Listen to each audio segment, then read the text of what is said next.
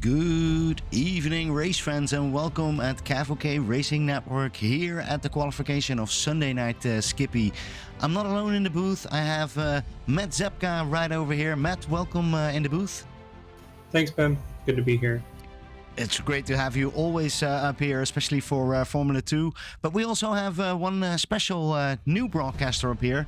Logan McKenzie. We know him from ATC. We know him actually as the champion of the ATC.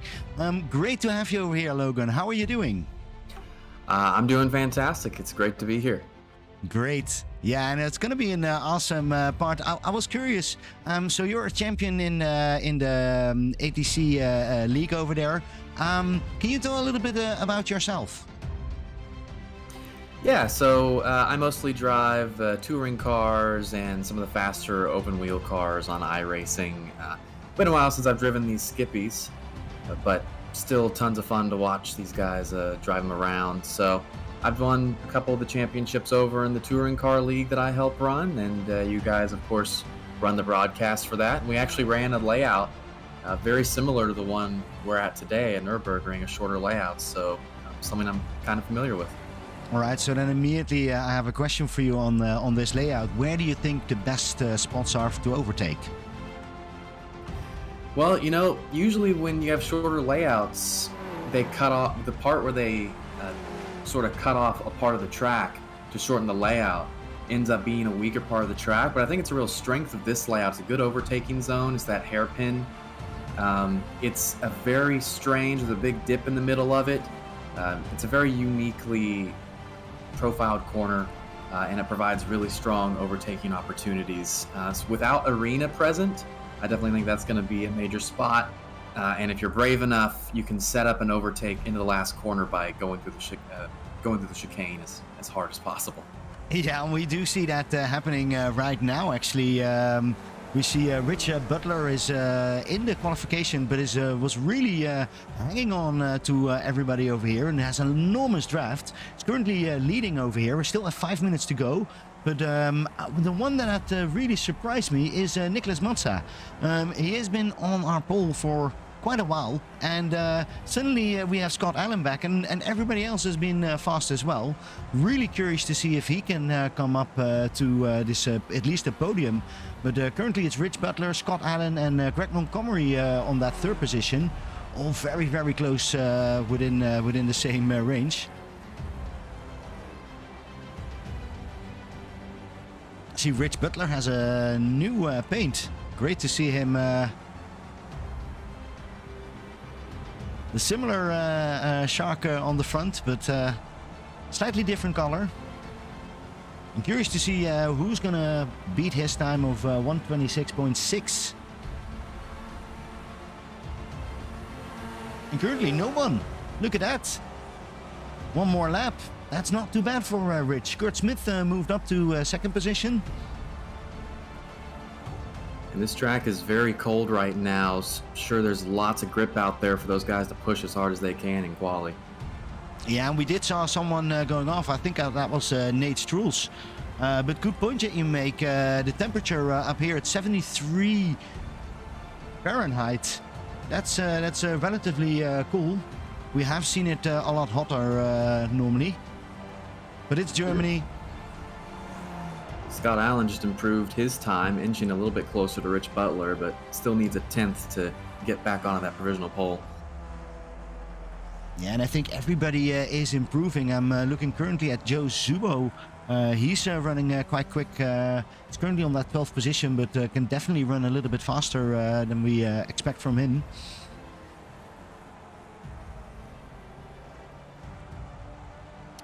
I did have a quick look, by the way, at our standing, and of course Nicholas Massa is still in the lead, 284 points. But after that, it's actually quite exciting. Jake Ashe, Peter Lee, and Carter Stickney are really going all for that second position. So I'm curious to see if we can see something. I know that Peter Lee had some trouble with practicing. Well, it's interesting is all three of those guys are pretty far down the board right now, except Stickney just got up to 6th, but still, you got Jake in 9th and Peter Lee in 10th, so they're pretty far down. Look at Craig Montgomery. really moved up quite a bit for where he normally is. He's really on that first position. And then Rich Butler is, I'm also not used to have him on the first spot. So I do expect that there's still something going to happen in these last minutes of the qualification. Yeah, seeing Rich up there is great to see. Oh yeah, no, definitely. It's amazing to see him drive over there. And right now, from 6th position to 12th position, you only have 0.2 of a second separating those 6 cars. So be very easy for someone to leapfrog a bunch of cars just by slightly improving their time here at the end. Yeah, and I'm curious because I do see Kurt Smith also improving. He is behind, I think that's Jake Ashe, the number 77, yes. And look at this, he is going to see if he can get that draft, because that would mean that he could hop a lot of spots. No, yes, he can. Look at that, he goes to the 2nd position right over there. Kurt Smith currently on the 2nd position with a 126.4. Very, very close to Greg Montgomery, but still not there. Smith down in 7th in the standings right now. This would be a huge win for him to start on the front row here. Oh yeah, definitely. He is improving. I have to say, it's been coming up quite strong in the last race. I love his livery. And he has Jake Ashe right behind him. Maybe Jake can profit from driving over there with Kurt Smith and see if he can end up a little bit higher. I think going back to what you said earlier, like a few moments ago, just seeing the improvement of these guys over time. Like none of them are really slow by like slow standards, but just seeing like over the seasons how fast some of these guys have gotten, it's just really great to see. Oh yeah, no, and it's a huge different, and it is again. It's a litmus test that first corner. How safe are they going to be? One that I want to have a look at is Melody Chance on the 5th position. Is back in that good old golden livery. I was a big fan of that one. Glad that he has it back. Is on 5th position really good. Is actually behind Craig Montgomery, and I think that could benefit her quite well. And here they come, driving with Dan Pagowski. Are they improving?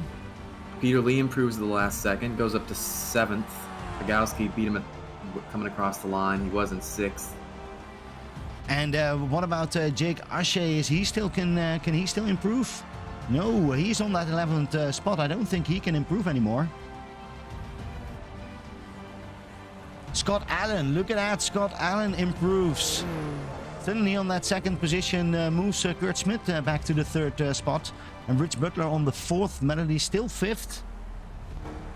All of those guys so close together. Just 2 100s separating all of them.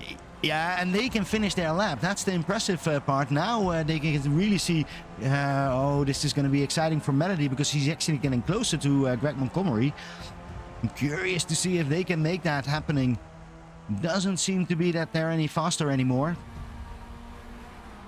Melody has a good slipstream coming up the chicane, but he may have to back off. I think he's too close to the car in front.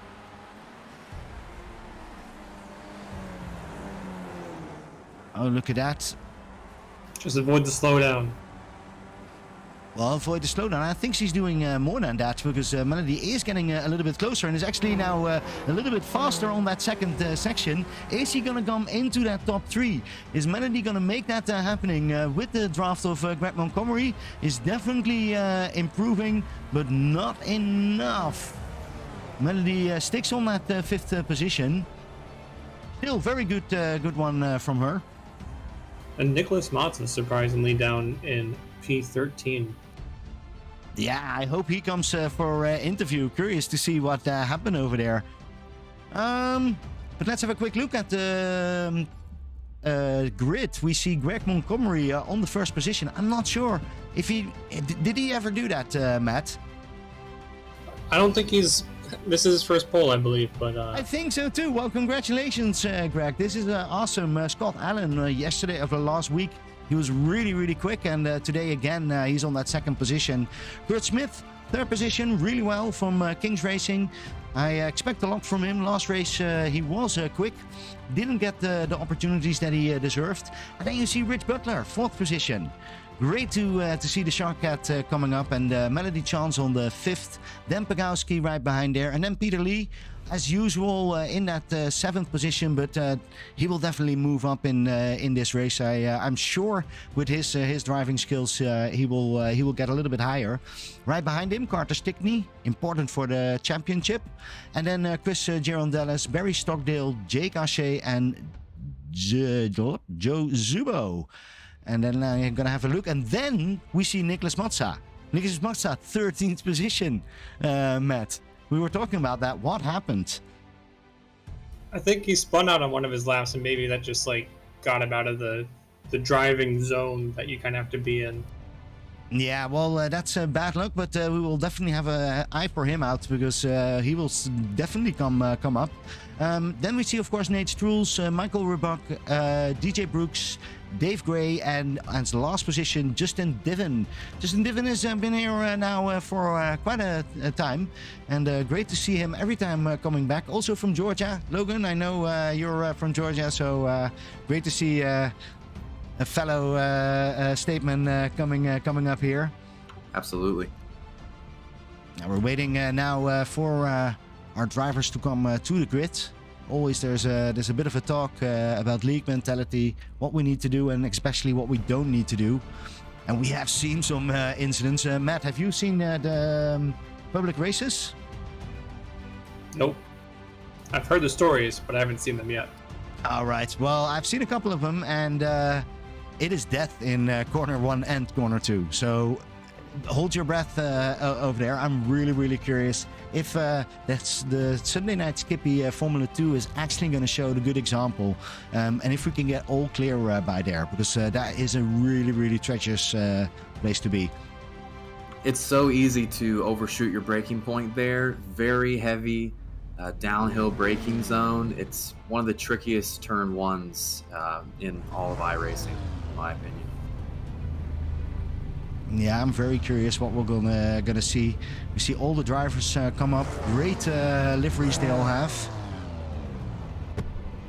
Yeah, and with this, the turn 1 is into a pseudo chicane versus the layout that Logan and I ran in the touring cars had like a distinct first turn that kind of gave people time to settle out and kind of pick their lines. Yeah, and we're really waiting till Bernie gives that signal. In the moment, he's still looking. I'm not sure what he's looking for. The lights are not turned on yet. I do hear already some people still revving up. Here we go. Lights are on.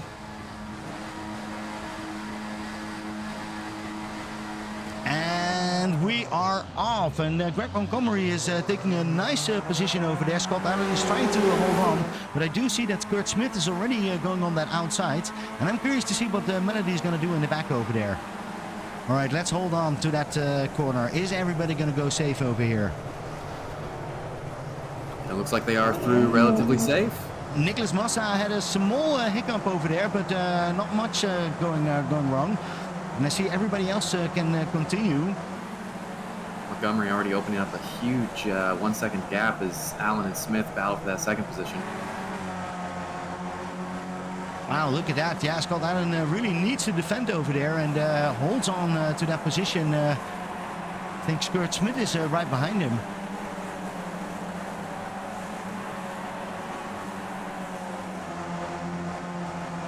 Definitely setting an example here.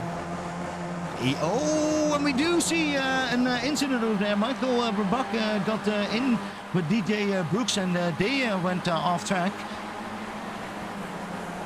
But it seems that they actually can make it back to the track, because I still see them driving. Oh no, they went actually to the pits. That was it. And look at that, Craig Montgomery nearly already a second ahead of Scott Allen and Kurt Smith. Yeah, if I'm Allen or Smith, I'm not trying to fight too much, especially early in the race, warming up the tires. There's going to be pit stops anyway, so you don't want Montgomery to get too far ahead. You want to rope him back into this battle. No, we do see that first group, the 1 till 6, are all close together. And then you see a little bit of a group already forming. I'm quite curious, but this corner, this is where it's all gonna every time Is everything going to go wide? They can go 3 wide coming out of that corner. You see that Rich Butler has a difficult time over there with Kurt Smith. Yeah, and those two guys are starting to... Whoa, big slide from Scott Allen, and the same from Smith, and that's going to allow Butler to get around him. Yeah, look at that, and immediately Dan Pogowski is looking to see if he can do that as well, and Melody chances that. This is going to be an interesting few corners over here. Let's see if they can make it safe over here. Melody is going to make a move. Look at that, Melody is going to make a move. 2 by 2. Is that possible? They make it possible. Look at that. Nicely done over there, but it does make that Carter Stickney and Peter Lee is getting a lot closer.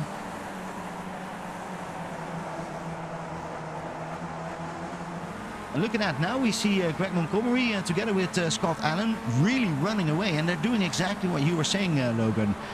Trying to see if they can run away, don't fight too much.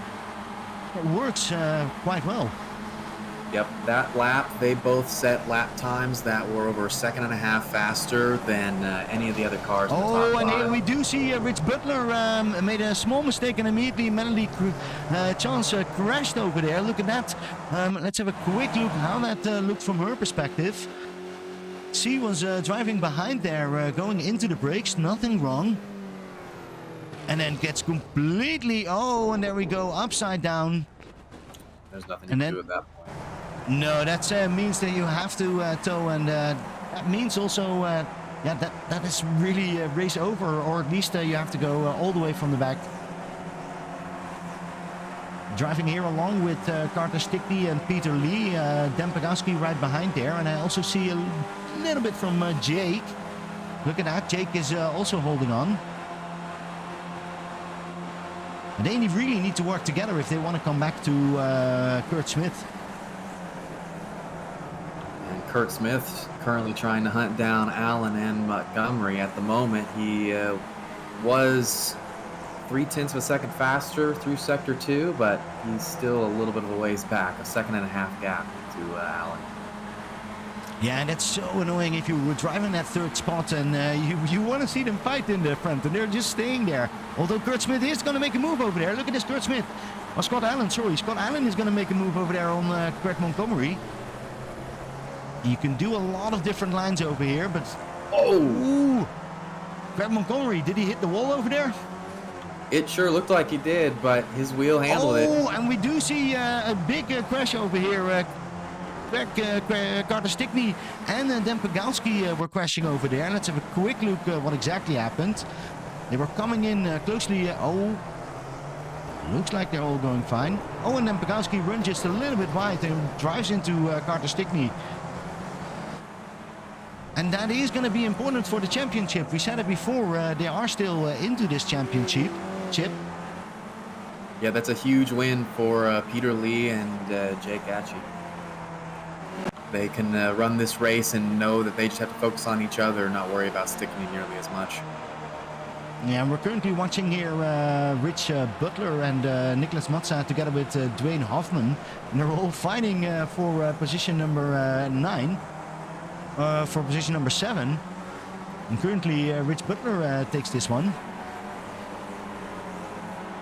There's still plenty of time for Butler to recover from that small mistake earlier.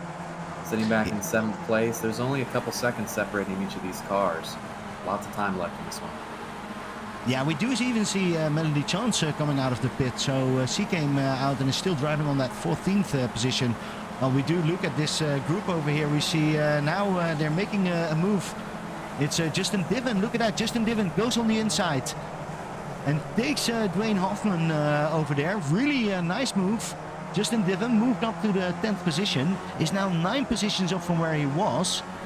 And then what about Jake Ashe? And what happened to Peter Lee over there? Whoa, Peter Lee! Oh, I wonder if he clipped the wall coming out of turn number 2. That's exactly what happened. That's exactly what happened to Craig Montgomery, only Montgomery's wheel did not break like that. No, this is really hurtful. And look at that. Everybody is going to pass him over there. So again, for that championship, really important that Peter Lee is ending really well. And currently that's not happening because everybody is just passing him. I cannot believe that car is making its way around the track at all. Yeah, but look at Scott Allen. I'm not sure what happened to him, but does he have some scrapes on his car? Or is that just me on those side pods? I can't tell. I'm not seeing anything, but it wouldn't surprise me. Those drivers are coming really close to that barrier coming out turn 2, as we've already seen 2 people hit it now. Yeah, and Scott Allen is now really running also the fastest lap, so he is not for a reason in that first position. Greg Montgomery is trying to follow, but he is losing a little bit of the draft. Curious to see if he can actually come up with that.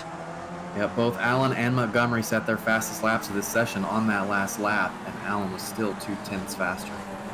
Yeah, and don't forget about Kurt Smith, because Kurt Smith is only 1.3 seconds on that third spot. And then we see a fight for position number 4, Jake Ashe with Nate Strules. Really close in over here. And then Rich Butler, of course, is also still there. We're seeing a lot of overtakes happen in that turn 1 complex. It seems like the driver defending on the outside kind of struggles to defend because of the chicane layout. They don't get a very good run out turn 2 at all, being on that, going from outside to inside. No, you're right, and I thought it was more going to be difficult to actually do the second chicane where we're going in now with Nicolas Mazza. But up there I don't see much happening. Actually quite safe driving over here. Nicolas Mazza is moved up to the 8th position.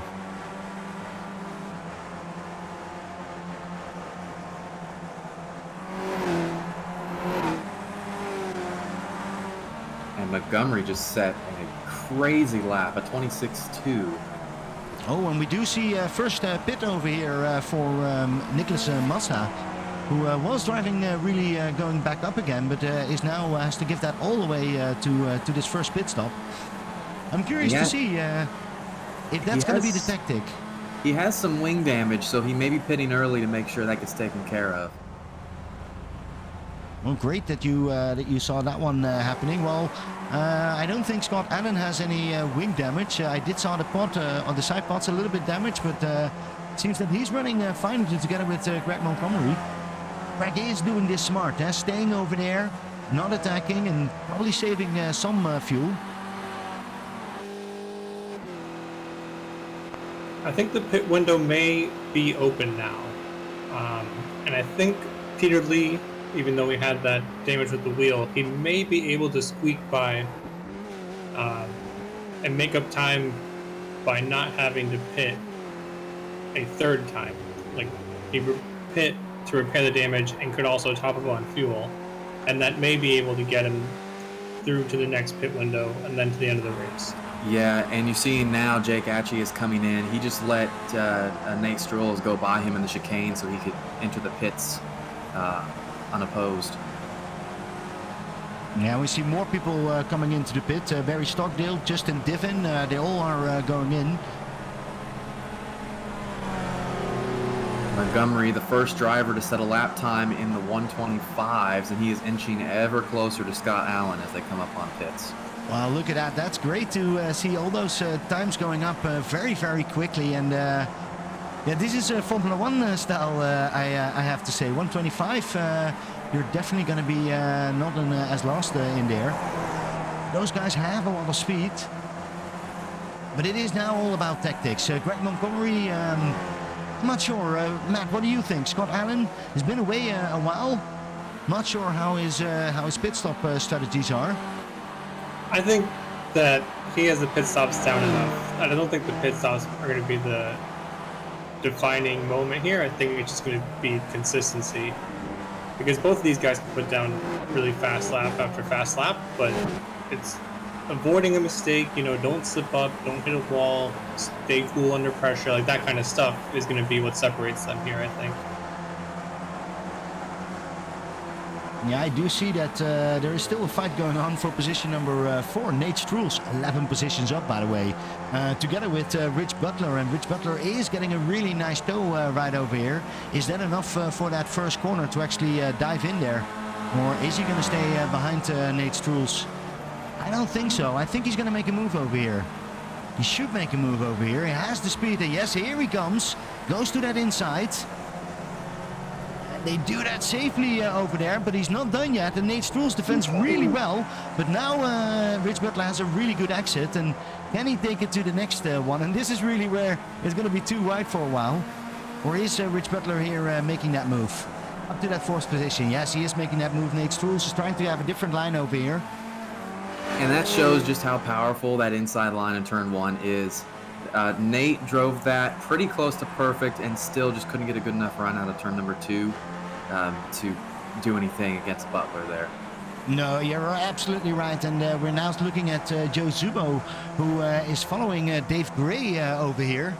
Both position 7 that they really want.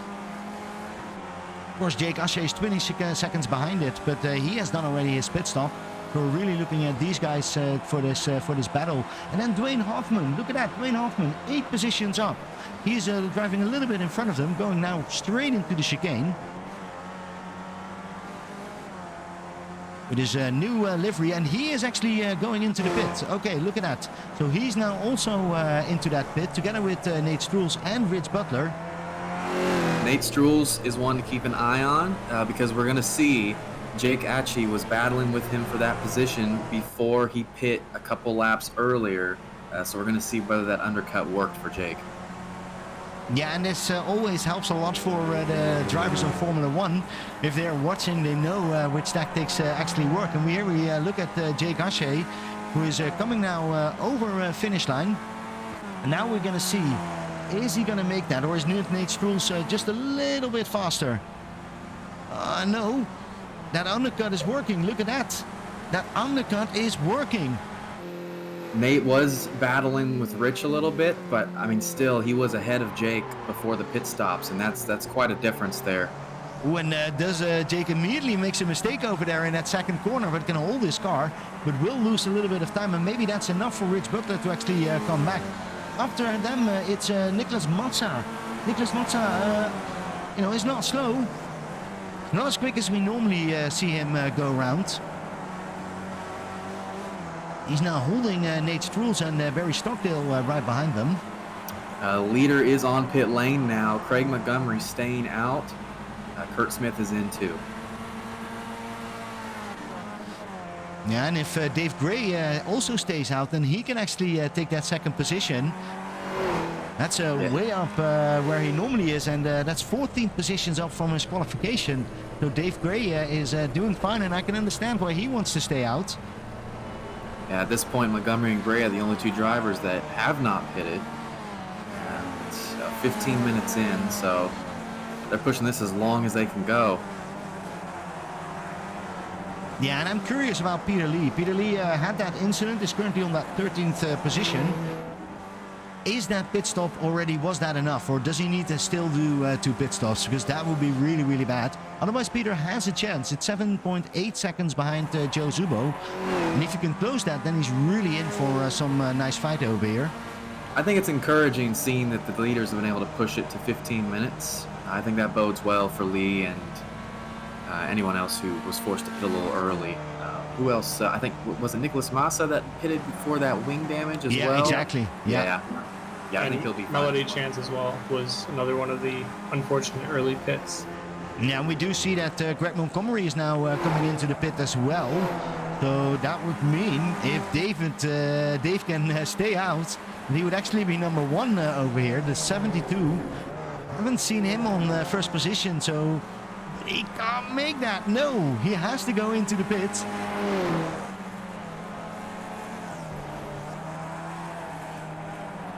And that means that everybody has done his first pit stop.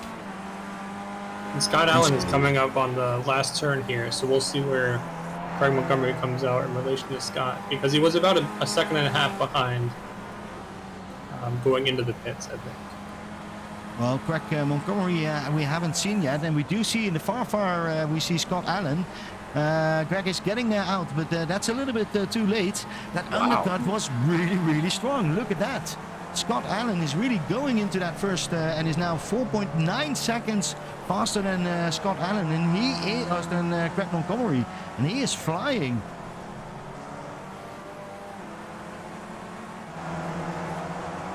Montgomery on the lap in between, Montgomery was a full second slower on his in lap.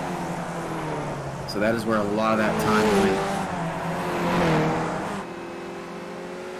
Yeah, we're driving here with Jake Ashe, fourth position. Does do really well for the championship because Peter Lee and Carter Stickney are both behind him. And Carter Stickney is even out, so that will definitely help him. But can he come back to Kurt Smith? Look at that, Kurt Smith is now fully on the back of Craig Montgomery. And you wonder if Craig if he realizes that Kurt's a little bit faster, if he doesn't let him by. I think Craig is probably a little bit more pacey right now, but they don't want to fight either way because they're already a monumental 5.5 seconds back. Yeah, and look at in the back, because there's Jake Ashe, and he's also coming a little bit closer every time. So curious to see, is it going to be Scott Allen? We thought last race that Scott Allen would win. A lot of things happened. Scott is very, very fast. It's great to have him back in the league. Was a little bit away, but man, he's quick when he's here. And Nicholas Mazza trying to work his way up to Achi and Butler, but there is a lapped car in between them that he will have to work his way around first. I believe that is Michael Reback that is in between them. Yeah, if he gets close enough, he can use that as a draft down the front straight, maybe. But we'll see how it lines up. Yeah, I would think this is going to take it's 1.8 seconds right now, and Michael has, I think, also some contact with Rich Butler, and we can have a look over there. Yes. So that's not that easy to gain something over there.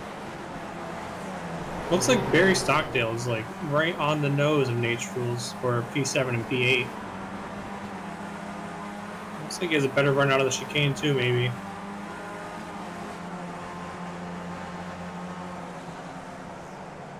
A kind of crazy statistic from Craig Montgomery's pit stop.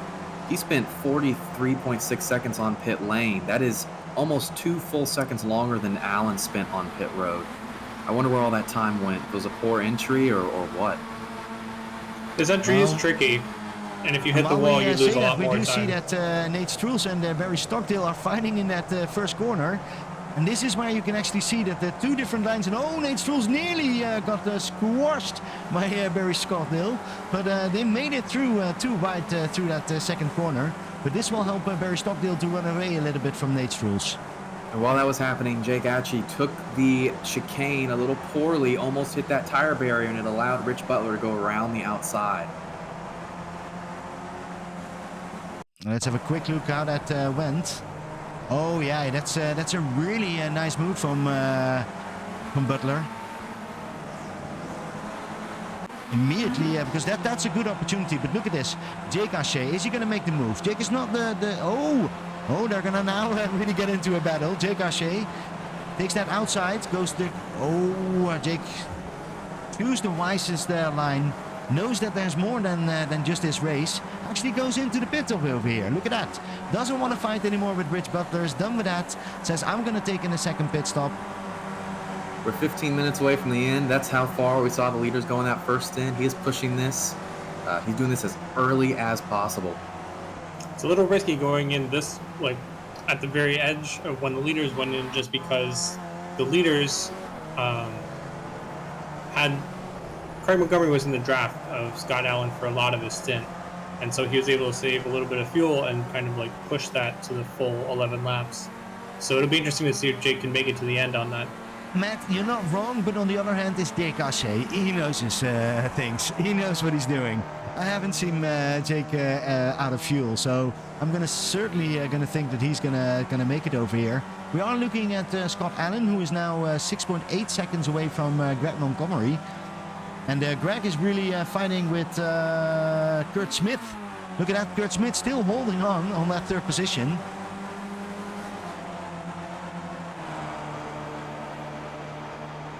Right now, that's the closest battle on track, but neither of them they haven't gotten too scrappy, but Scott Allen just keeps pulling away. I think at this point, they're fighting for second, not first.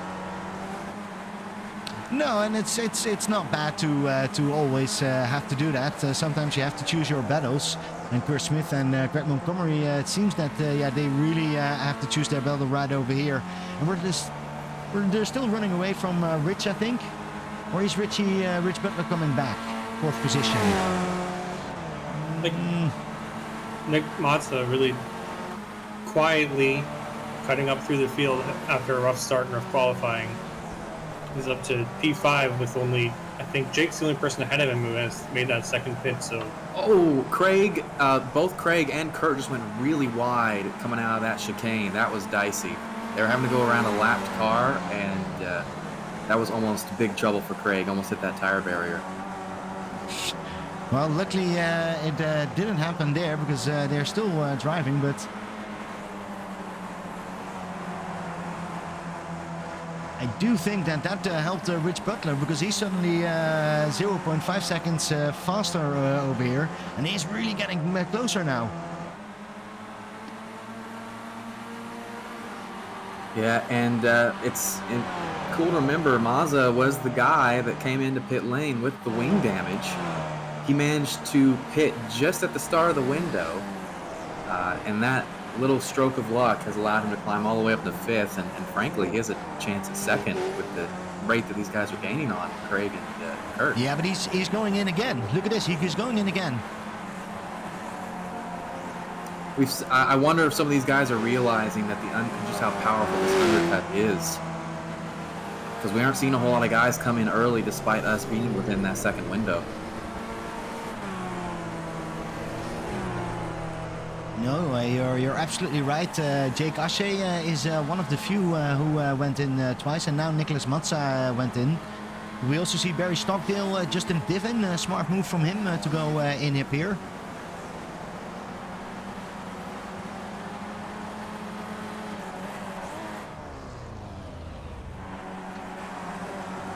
All right, so how is Greg Montgomery and Kurt Smith doing? They're still holding on. Look at that. They can do this all night long. If you are Kurt Smith, you want to try and bait Craig into taking as many poor lines through these corners as possible, burn up his tires, and then at the end you leverage your better tires against him. Yeah, but I think the only bad thing is that when tires go bad, and here we go, Greg Montgomery, Kurt Smith. Kurt Smith is trying to make that move and goes on that inside. Oh, but needs to be safe, and they're all getting through that chicane, but that was really, really close. And now Kurt Smith has to fight back and needs to look out because I think, if I'm seeing it correctly, Melody Chance is right behind them. That was a lap down, I think. Oh, Craig something's up with Craig. Oh, Greg has a penalty. Look at that, Greg has a penalty, and immediately Kurt Smith is taking that position and is going to try to see if he can drive away over there. Rich Butler is going to make a move. Oh, this is going to be interesting to see on this on corner one. Greg is done. I thought that chicane moment was interesting because it looked like Craig was slowing up to let Kurt by before the chicane, and Kurt was slowing up so he wouldn't catch Craig, and what happened was they just let Rich gain almost a second and a half on it. Yeah, and Rich is now making very clear to Melody that he needs to pass because he doesn't want to lose any time, and he's afraid of Greg Montgomery. Greg Montgomery is already again back up that fourth position, but wow, it is really fighting hard over here for maybe a second position, maybe a third position.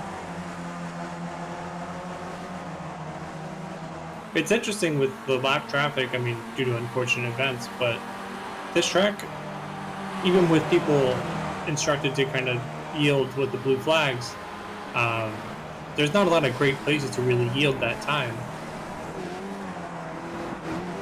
Yeah, you have to be really quick on the communication if you're doing it on that backstretch because of the kink.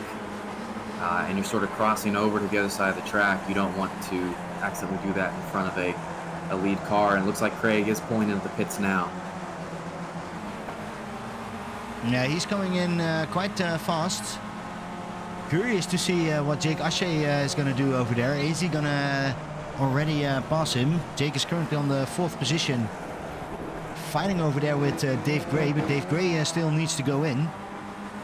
Doesn't do that on this lap, so that means that Jake can fully have that draft over there. All right, I'm curious to see what is Greg Montgomery going to do compared to Jake Ashe.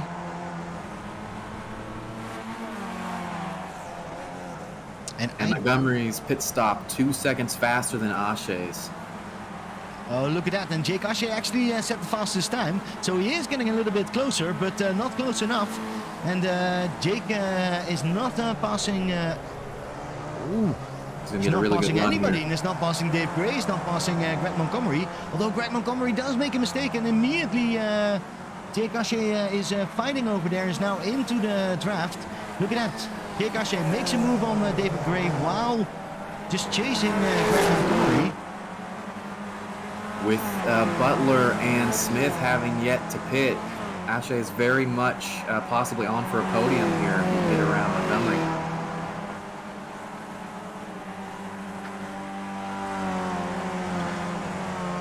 The average delta for these pit stops about 38 seconds, and they are about 32 seconds back from Butler as he pulls into the pits right now. Yeah, and Butler goes in for that last pit stop. We're 20 minutes into this race, of a 35-minute race. And Greg Montgomery still has to come to the pit, or still has to come to the finish line. Jake Ashe is right behind there. Look at this. Jake Ashe is a little bit quicker than Greg Montgomery. He's now getting really nice draft over there. And they're losing Dave Gray.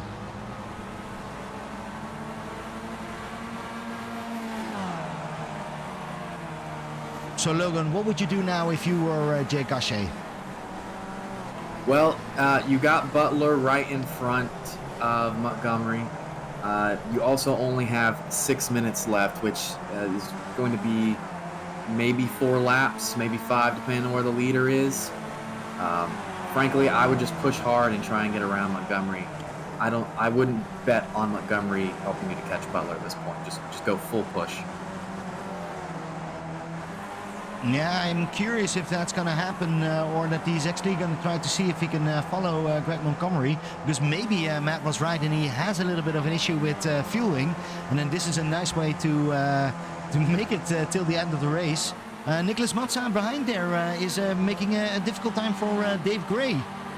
Really on there right now, and Scott Allen goes into the pits. All right, so that leaves Kurt Smith on the first position. Look at that. It's always fun to lead a lap.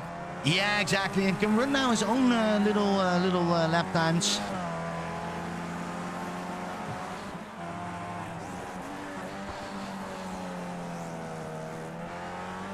Yeah, if you're Kurt Smith, you don't need to be pushing at all at this point. It's just, or not Kurt Smith, but Scott Allen. Scott Allen, just smooth sailing. Don't push too hard to make a mistake, and you can bring it home in first.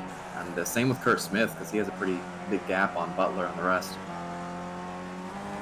Yeah, but I also think that Rich Butler actually has a quite big of a gap from Greg Montgomery and Jake Ashe. I'm not used to seeing Rich really driving away from Jake Ashe. They have a difficult time to get any closer to him. Yeah, Rich painted his car a different color, and that was just the difference. Immediately, that gives you 2/10. Everybody knows that. And we do actually see Kurt Smith now going into the pits. Nearly hitting the wall over there. It's a little bit enthusiastic driving in here. It seems that he does make the right speed, so no penalties for him. And Kurt Smith is going in, and now we're waiting on Scott Allen. And this should be 3 laps to go this time by right here. It was a pretty exciting battle for P13, actually. Joe Zubo with Dan Pagowski. Yeah, that's always an interesting fight. I see that Melody Charles has crashed at the last moment over there. I think it might have been with a little bit of help from a friend. All right, let's have a quick look. We still see Scott Allen 7.4 seconds. Yeah, he's just running away. It is really Kurt Schmidt on that second position. 1.5 seconds from Rich Butler.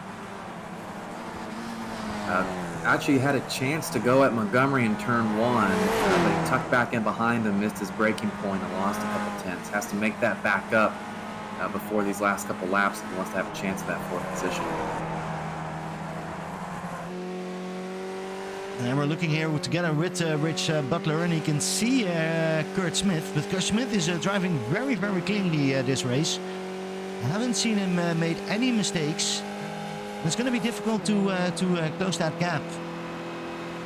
0.5 seconds, and then you're in that draft, and then anything is possible. How many laps did you say, Logan? It'll be 2. It's 2 to go. Where is Scott Allen on track? Yeah, so he's coming around right now. We got 2 minutes left. These are 1.5 laps, so 2 laps to go right now. This is the penultimate lap we are on. All right, so that should be the signal for Jake Ashe to go past Craig Montgomery for that 4th position. They're really battling hard now, coming over the finish line. And Jake Ashe is literally behind him. He should have his choice of wherever he wants to go here. Montgomery trying to make his car as wide as possible, holding sort of the middle. Yeah, and it's interesting to see Jake Ashe is not passing him over here. Trying to do the on and over and gets a complete different line. And that actually works. Or it doesn't. Look at that. Craig Montgomery has that inside line now. It's so tough because Montgomery sacrificed just enough speed to hold on the position until the hairpin. And if you can hold the inside of the hairpin, there's really no way for someone to get around you there. Yeah, and they're fighting hard while Nicholas Matza is right behind there, but he's not able to come back over there. But it's not over yet. Jake Ashe, is he going to make another move over here just before the chicane? He has the speed over here, he has the drafts, and here he goes, makes that move, goes to the outside, or to the inside for the next corner. He's side by side right now. He's a little bit ahead. Look at that. Is he going to make it? Yes, he's going to be able to do this. He keeps it clean, avoids any kind of penalty. Yeah, does a really nice job over there, but was that a smart move? Because we have 1 more lap to go. You worry. I've been watching him sort of size up Montgomery at turn 1 these last couple laps, and he probably was feeling like this may be his only chance. Montgomery's been defending turn 1 really well. But let's have a look at Rich Butler and Kurt Smith. Rich Butler is now on. He has done it, and he is now in the draft.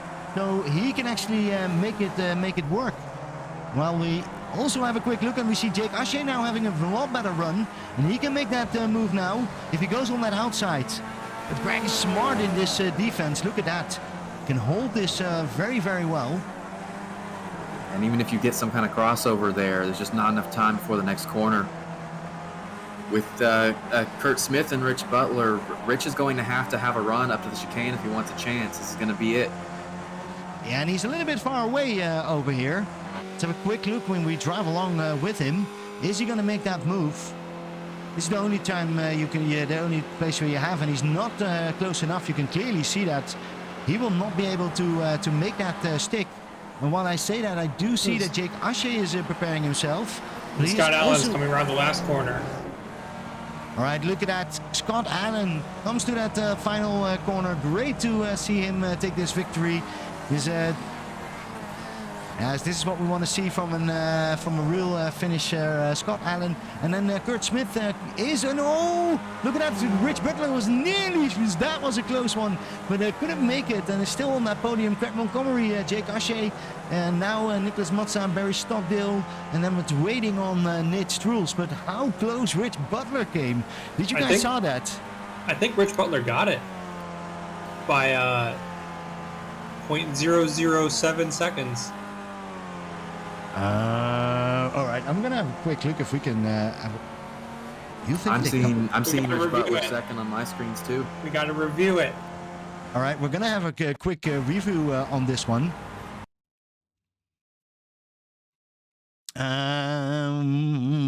What do we see?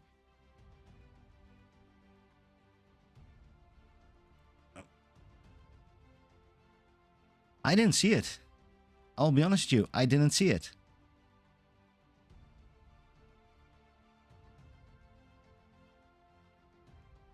But the only thing that we can do right now is have a quick look at when the results are coming in. But we know one thing: Scott Allen won this race. I wonder. Curtis slowing up quite a bit before the start finish there. Well, I hope he's coming in. And while we're looking over here at the parade, it's standard, Logan. What these drivers do is in the Formula 2, we have a parade going on. We see here Jake Archet on the 5th position. Rich Butler, awesome. For me on the 3rd, but let's wait. And actually, I'm getting news that the official results are in. And the official results show that Rich Butler actually took the 2nd position. Look at that. And while I say that, let's have a quick look, because I do hear them all ramp up, and we're going to see some big jumps over here. But Rich Butler actually, guys, were right and took this 1st position. Wow. So, Logan, this was a first welcome to our Formula 1 race. We're going to have a small break, 10 minutes, and then we're coming back to our Formula 1, where everything goes a little bit faster, and I'm very curious to see how we do over there. So, see you in roughly around 10 minutes.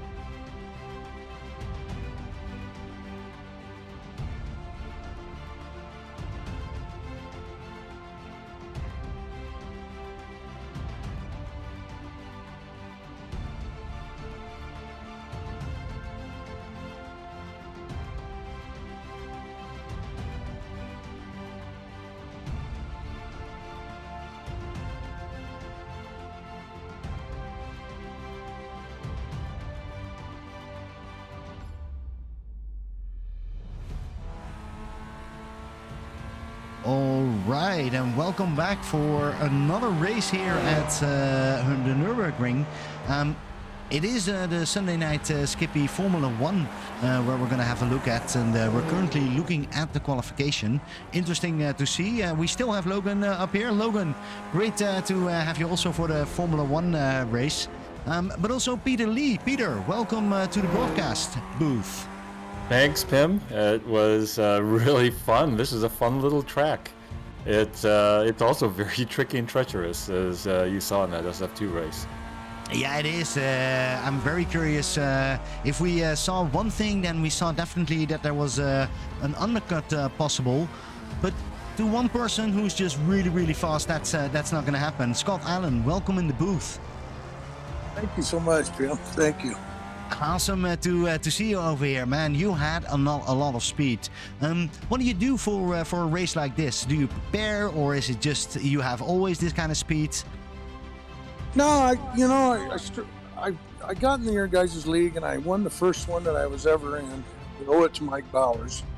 We grew up together. We're from the same town. We raced karts together, and he's always coaching me, whether I listen or not. He's that ear, in the back of my head. But yeah, I just, from watching your guys' broadcast, new to this Discord and all that, I just use every tool I can. It's just amazing what you guys put on. Yeah, I know it's amazing what you put on, because we have a lot of drivers, and we have a lot of fast drivers coming up every time, but you were definitely really a lot of speed, so congratulations for your victory. And then let's have a look, because there was someone else on the podium. We weren't sure if you were third or second, but official rules told me that you were on the second position. Rich Butler, welcome to the booth. Yeah, how you guys doing? Great. You gave us quite a bit of a race where you were everywhere. Rich, can you tell us a little bit what happened? Because I couldn't really see it quite well. What happened in that last moment? Take us on that last lap.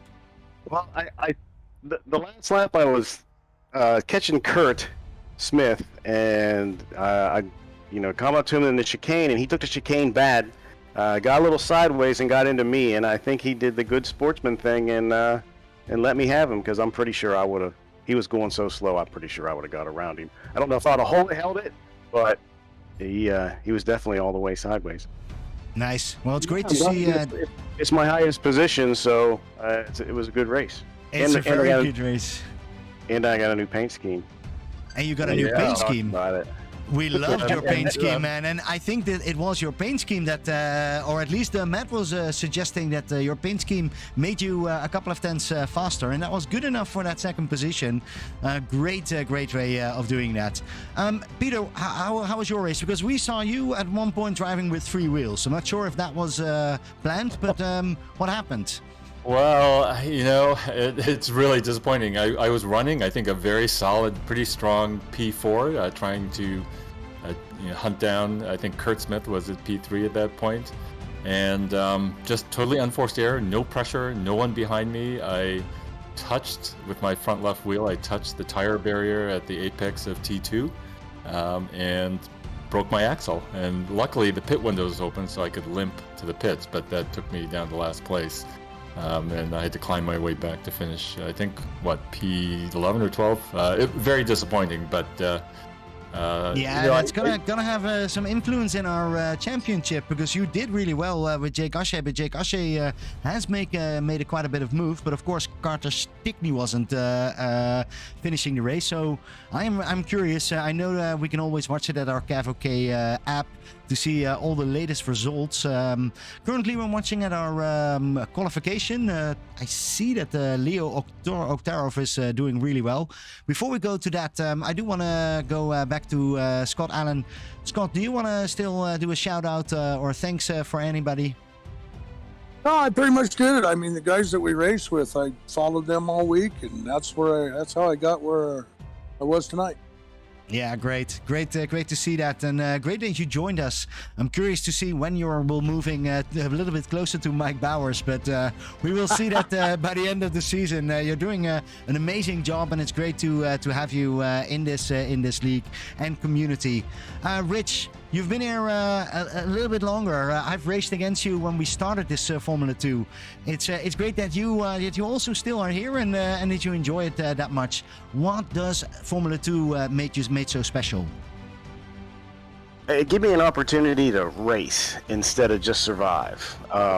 You know, the Formula 1 guys, they are amazing. You race around them all the time, and they definitely made me better. But at this point, I get to race, so that's the fun part of this. Well, Sure. Rich, and I know how it is to race with you. Wednesday was quite a bit of fun on this track.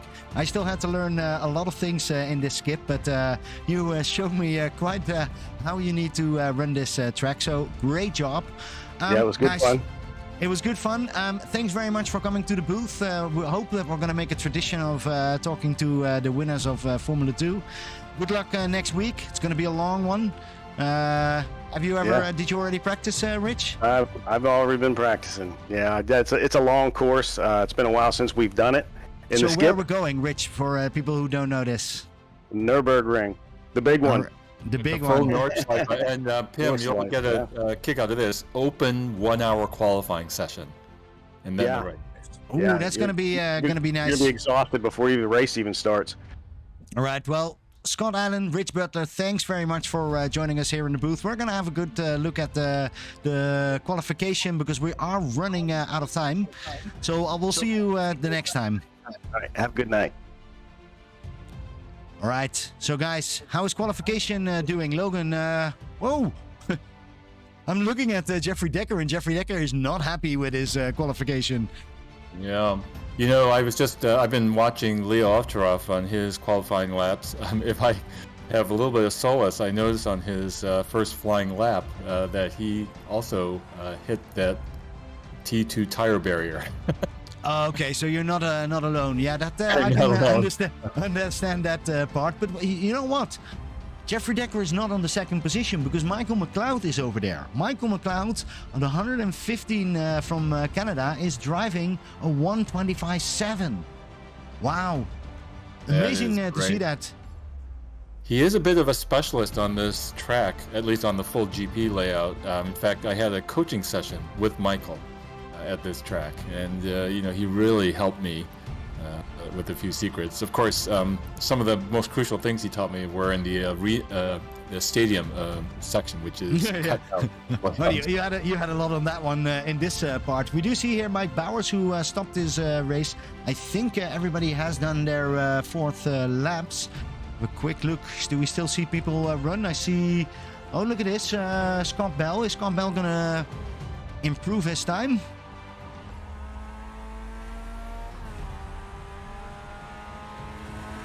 He's coming in currently on the 7th position. And I don't see him improve anymore. Looks like he didn't. Yeah.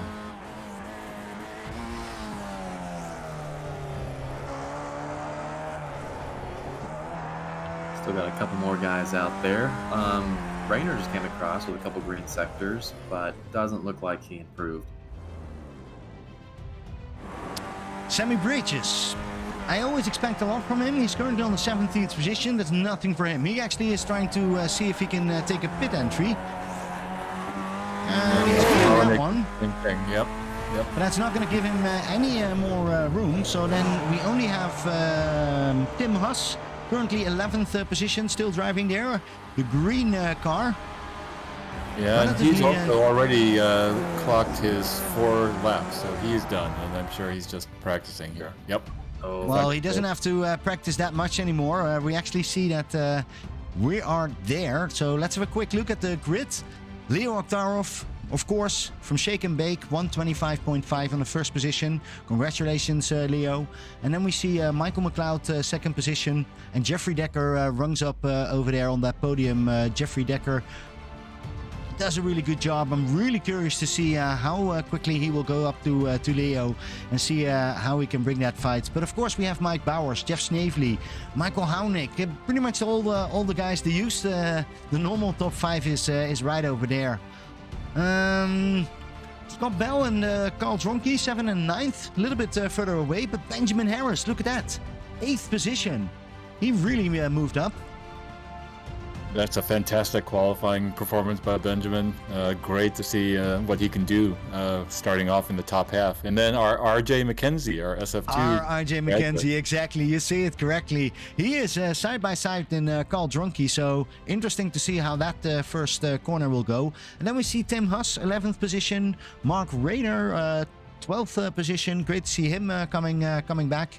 And then Alex Olton, Steve Durr, J.R. Hoops, Max DiGiacomo, Sammy Bridges, 17th position, Jeff Torbeck, and then Rob Adams and Aaron Law. Aaron Law, 20th position.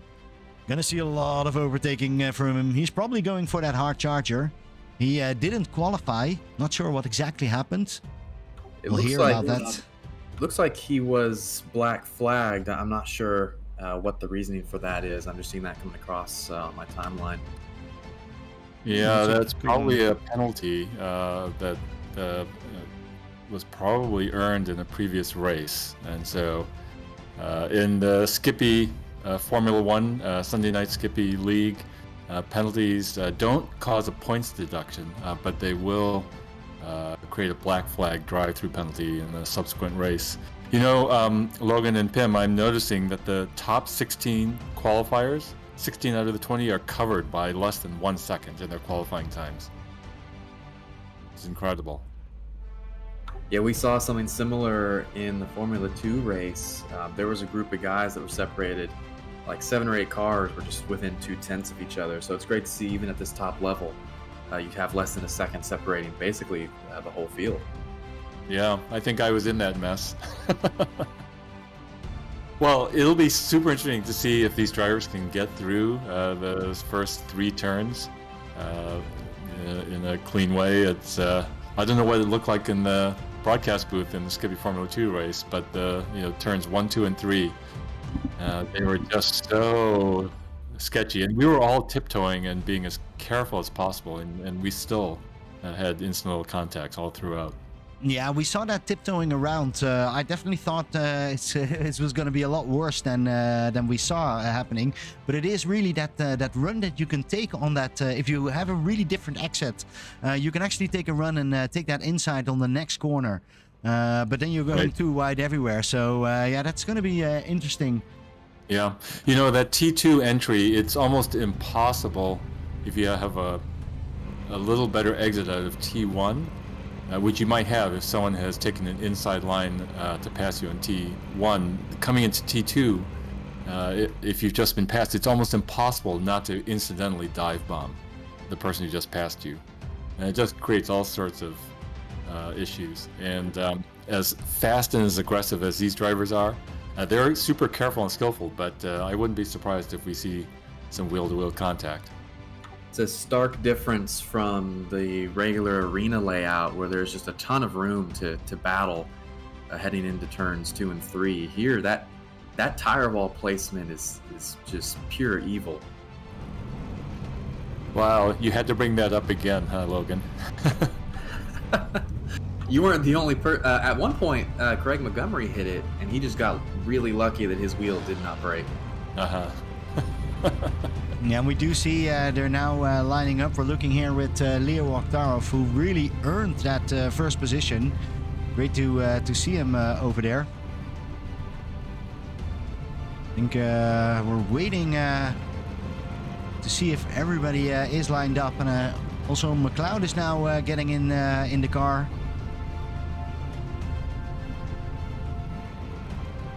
I think we're all getting quite ready.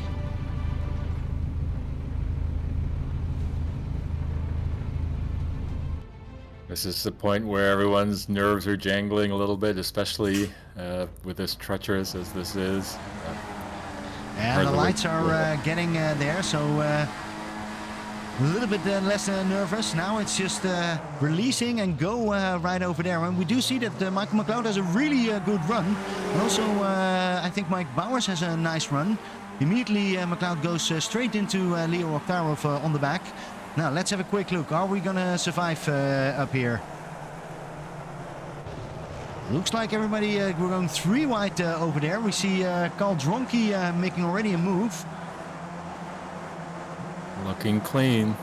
But looking very, very clean. And look at that, the whole field is already on one line. Yeah, we saw a lot of those guys very politely tuck into that line heading into turn number 1. No one wants to cause too much havoc heading through this first lap. Which is probably a wise move.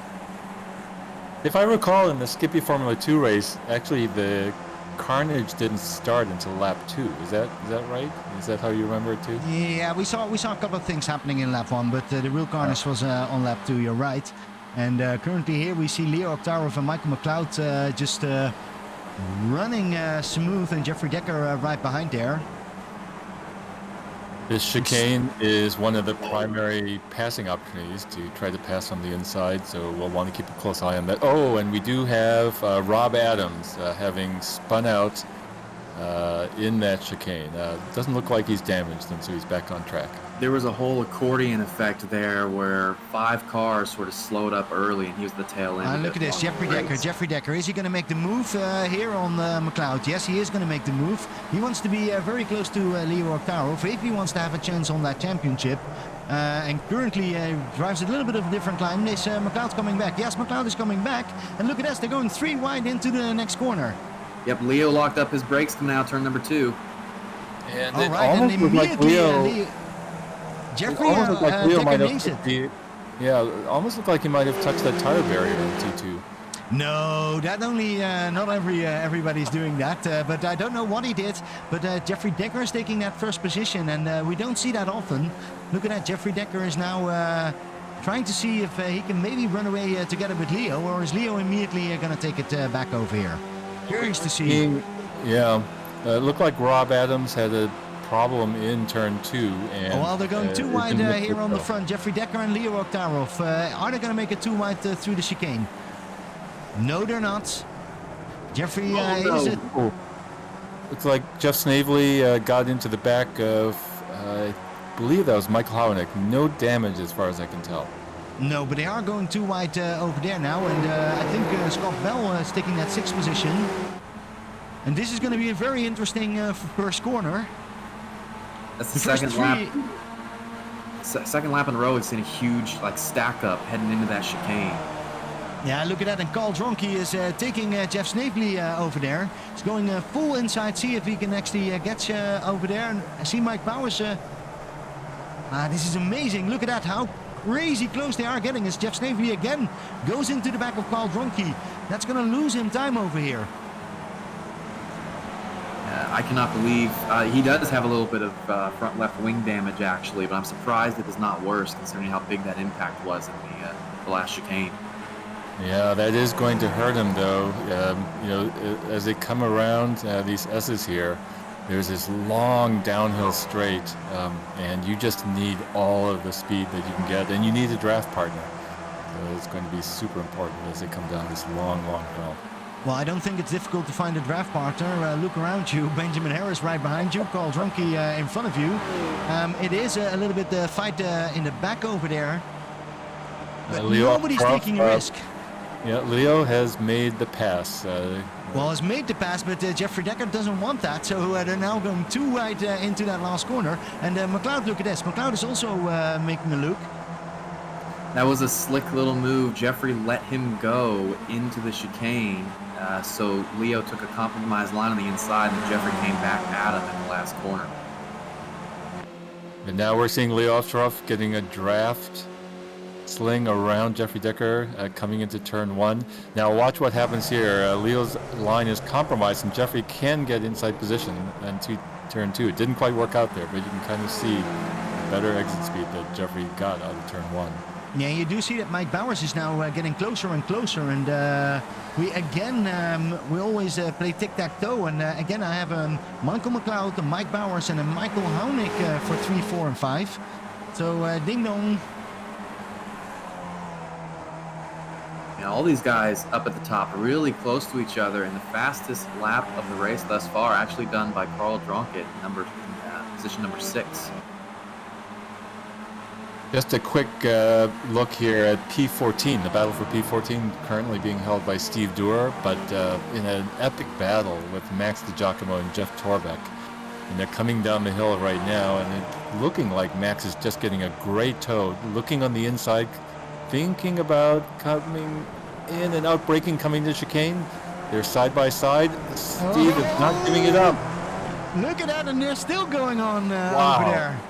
Great to see that, and I'm not sure how that could happen, but Steve Durr has now a difficult time, because I think Max has a bigger line over there. I'm sure Jeff Torbeck is just following, watching this with his front row seat with eyes wide open, looking for an opportunity to get past both of them if something should happen.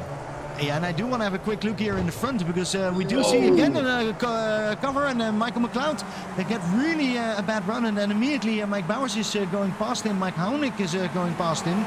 So Michael McLeod goes sideways, and oh, yeah, that doesn't go well. Saw that happening with Michael McLeod. I'm not sure he's now pushing too much, and Scott Bell and Jeff Snavely, Carl Dronke are now looking to see if they can actually catch up with Michael McLeod. Turn 1 really punishing these guys for going in deep, whether they're attacking or defending. That was a result of the front 2 cars taking that really compromised line that Peter's been talking about. And the rest of the field just kind of ran into them as a result. They all stacked up.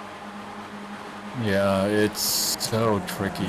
You know, honestly, if you don't have the compromised line, if you're on that outside and you're coming out, it's actually at the edge of braking capabilities of these Skip Barber Formula 2000 cars to not hit the car that just passed you. And so it's extremely dangerous. Now, is Jeffrey Decker going to make a move over here? He is close enough to him. And we do see him to make that move. Interesting. Yeah. Ooh. And you can see the tremendously better exit speed that Leo gets out of there. Although Jeffrey's maintaining overlap coming into turn 3, and I think Leo's probably going to facilitate the passage just out of safety. Or maybe not. Oh, no, they don't. They don't. They go really, really close. And immediately it's also Mike Bowers and Michael Hounik who are getting really close in there. Wow. Leo's been working on, or Jeffrey's been working on Leo with that line for so long, just waiting for Leo to get a bad enough run out, turn number 2, for him to finally finish the move off. Yeah, and Logan, I just want to update you. I'm not sure if you ever watched Formula 1 Skippy, but it is basically Jeffrey Decker is a one-time winner or two-time. Peter, you have to help me. A two-time winner, huh? Two-time winner, yes. Two-time winner of this championship, and oh, we see, but Leo Octaro is really our latest Logan McKenzie, and look at that, they're going too wide again into that last corner.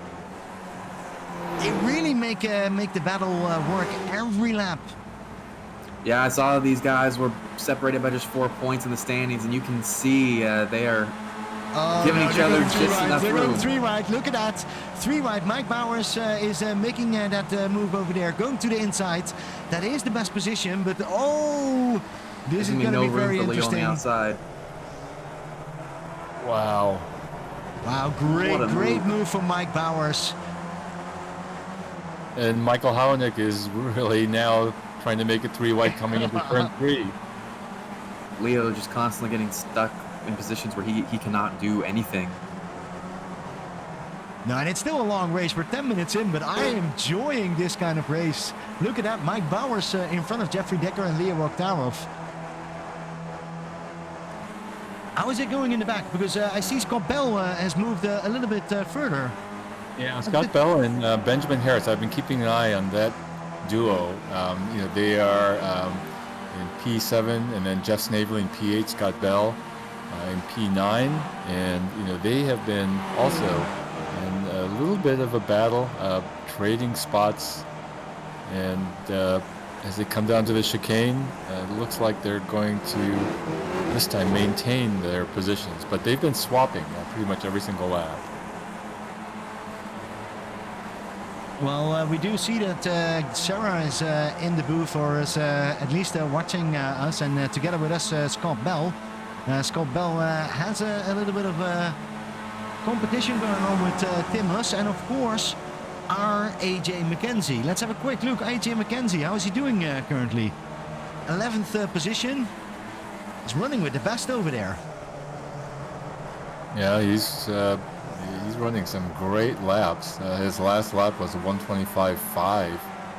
So, you know, it's he's going blazing fast. Of course, he's in a draft pack, and so that I'm sure facilitates that kind of crazy lap time. I do have to say, he, again, together with Rich Butler, also RJ McKenzie has a new paint, and I have to say I dig it. That is a really, really smooth one. I do want to have a quick look at Mike Bowers and Leo Oktarov. They're running away a little bit together with Jeffrey Decker. Is this going to be the three that are going to stride for the podium? Look at that, Leo Oktarov going too wide over here. Takes that corner. And immediately Jeffrey Decker says, no, I need to pass you as well. Mike Bowers, go away. But he doesn't go away. He defends really well. Look at that. Oh, it does look like we have a driver who had got a slowdown, I think. Who was that? Looks like it was Snavely. Just Snavely, yeah. That lost him at least 3 positions. Yeah.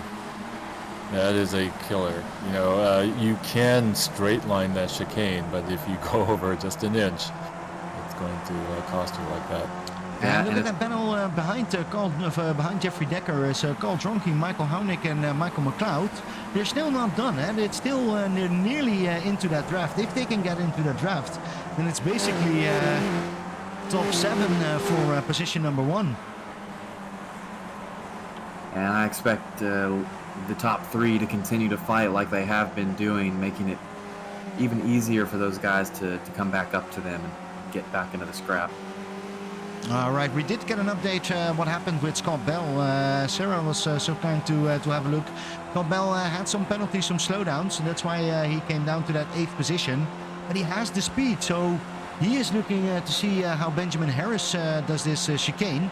So he might be able to come back a little bit, and he takes Tim Huss with him and RJ McKenzie, RJ McKenzie. Oh, and Scott goes wide. That might give Tim Huss a chance of run here as they come around. Looks like Scott gathered it back together and will maintain his position as they come to the front straight. Oh, but Michael McLeod has a penalty. Look at that. Michael McLeod needs to give up and is actually going to pass. Everybody is going to pass him over there. So that group he is going to lose. And that means that Mike Bowers, Jeffrey Decker, and Leo Oktarov are still in that group. But now Carl Dronke is right behind them with Michael Hounick. So that's our top 5. And that is really going for the medals. Boy, that was a costly mistake by Michael McLeod. And now he has just finally been passed by Jeff Snavely. So he's dropped to 11th, and Sammy Bridges is now right behind him. Yep. Sammy Bridges. McLeod started in 2nd, so he's dropped second, 9 yeah. positions. Yeah, that's a big move over there, but maybe he has the speed. He has shown it as in the qualification. And when I say that, I do want to have a quick look because I see Jeffrey Decker trying to make a move on Jeffrey Decker on Leo Oktarov, and he is making that move. It is really difficult to defend over there. We didn't see it that much in Formula 2. In Formula 1, right over there. Every time before that chicane, there's a move made. I think as you're heading up to that chicane, of course, you're worried if you try to pinch the guy or make it too hard for either of you. It's so easy to pick up that penalty. You don't even need an off-track violation to get the penalty sometimes. So, no, well, I say that Jeff Snavely has taken the off-track right now and is waiting over there. And Leo Oktarov is just diving into this corner. Look at that. Yeah, I do think that is the best way of approaching this corner. Just a quick update, Michael McLeod did take his first pit stop. Pit window is open, and he's just made it to his pit box. And we're having 2 pit stops. So, still everything to play for. Michael McLeod is getting out of the pit and is currently on the 16th positions. Really dropped 14th positions back. How's Benjamin Harris doing? 7th position, currently only 1 position up. But is fighting with Scott Bell. That's going to be a difficult fight. And right behind him, Tim Huss and RJ McKenzie. Yeah, that group of four, they've just been really drafting with each other. They take a look. It looks like Tim Huss is making a move. Look at that. Tim Huss is going side by side on Benjamin Harris. But Benjamin Harris says no. And just closes that door. And immediately RJ McKenzie is now coming in to the pit. Doesn't want to have this fight. Says, I don't want to do this. And goes in the pit. And that leaves Tim Huss with Benjamin Harris all by himself over there. back up front. Jeffrey Decker is diving inside to make the pass on Lee Ovtcharov coming into turn 1. Almost looks like an instant replay. Yeah, and then exactly also Mike Bowers immediately has then a better run. So he's going to have a look over here. But it seems that this group does run away a little bit from Scott Bell in that 6th position. Something to think about. We saw those undercuts work really well in the Formula 2 race. That could partially be because those guys were getting out into the clean air. No one to fight with. While these guys, I mean, we're seeing a lot of battling in these packs. At one point, the top 6 were running laps a half second slower than guys halfway down the field just because of how much they were fighting. You're absolutely right, and they're still fighting because Jeffrey and Leo are not done yet. We're only in lap 12, but they're coming up here again in that chicane. But this time Jeffrey Decker can't make that move. But, Leo Ovtcharov, yes, Leo Ovtcharov. Oh no! There goes Mike Bowers, and he didn't expect that Jeffrey Decker was going to go in, and that Leo Ovtcharov had a slowdown. So this is going to have big consequences right over here. Man, Carl Dronke suddenly in that first position. But for how long is Leo Ovtcharov still having to hold down, or is that enough for him? And can he come back to Michael Hounik?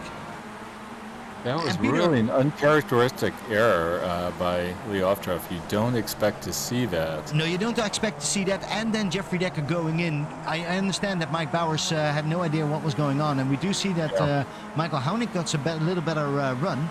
Peter, can you explain for our viewers, because we're talking about slowdown penalties, how do you get a slowdown penalty? Right, so every track, every corner has its own rules. And so in this particular case, in that chicane, if you get 4 wheels off of the black tarmac going through that chicane, you'll be subjected to a 1.5 second slowdown penalty, meaning a clock starts, and relative to the average pace of all the drivers, you'll have to give up 1.5 seconds of time. So it's extremely costly. Yeah, and Scott Bell is in a fight over here with RJ McKenzie.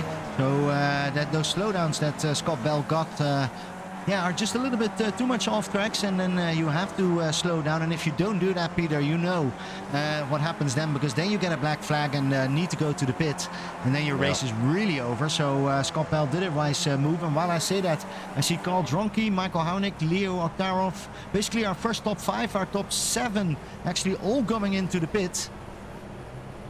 And so what we'll want to watch is how Carl Dronke, Michael Hounik, Leo Ovtcharov, how they come out of the pits relative to Jeffrey Decker, who has just gotten through the chicane and is coming around to the final turn 9. Yeah, and we're driving along here with Michael McLeod, who can't believe that he's actually back up with Jeffrey Decker right over here. And now we're waiting to see where they're coming out. And currently we see they're driving, but I don't think it's enough. Leo Ovtcharov is getting passed by Michael Hounik, but they're both getting passed by Jeffrey Decker and Michael McLeod. So Michael McLeod is taking back that 2nd position. Oh, and this is going to have a nice group over here. And we continue to see. You were not kidding when you said that the undercut is effective here. That is incredible. Crazy. And look at this, Carl Dronke is on the 15th position, comes out. Not sure what happened with him. And have a quick look at the times. Yeah, Carl Dronke, 25 seconds into the pits. I wonder, did he accidentally change tires? I don't think Carl Dronke accidentally changed tires. He maybe accidentally get some drink or anything else, but I do think he had a penalty. Not sure which one. So all of the drivers have made their first refueling stop, and so just to reset the running order, we have Jeffrey Decker, Michael McLeod, Leo Oftroff, Michael Howenick, Benjamin Harris. That's your top 5. And then RJ McKenzie, now running in 6th, just ahead of Scott Bell, Mike Bowers, Tim Huss, and Sammy Bridges. And so that's Yeah, your and top what happens to Michael Howenick? Because he goes back in again. So also there was something going wrong. Leo, your race can be looking bad, but actually it's not that bad. Because currently you're in 3rd position, and you can see Michael McLeod and Jeffrey Decker. So everything to play for. Too bad for Michael Howenick. Look at them dropping all the way. But Boy, Peter, what that is- means Scott Bell. Look at that, Scott Bell's going up for 5th position right here, together with RJ McKenzie.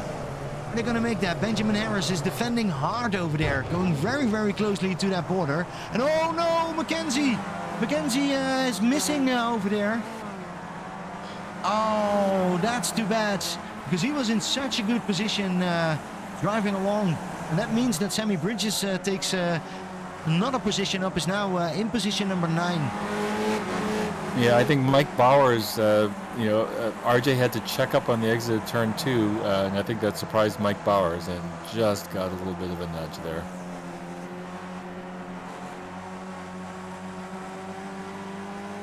We're driving along here with Sammy Bridges. He has Jeff Snavely, Tim Huss, and Mike Bowers in front of him. And then you have a little group, and that's Benjamin Harris and Scott Bell. Look at that. Benjamin Harris, 5th position. Awesome job.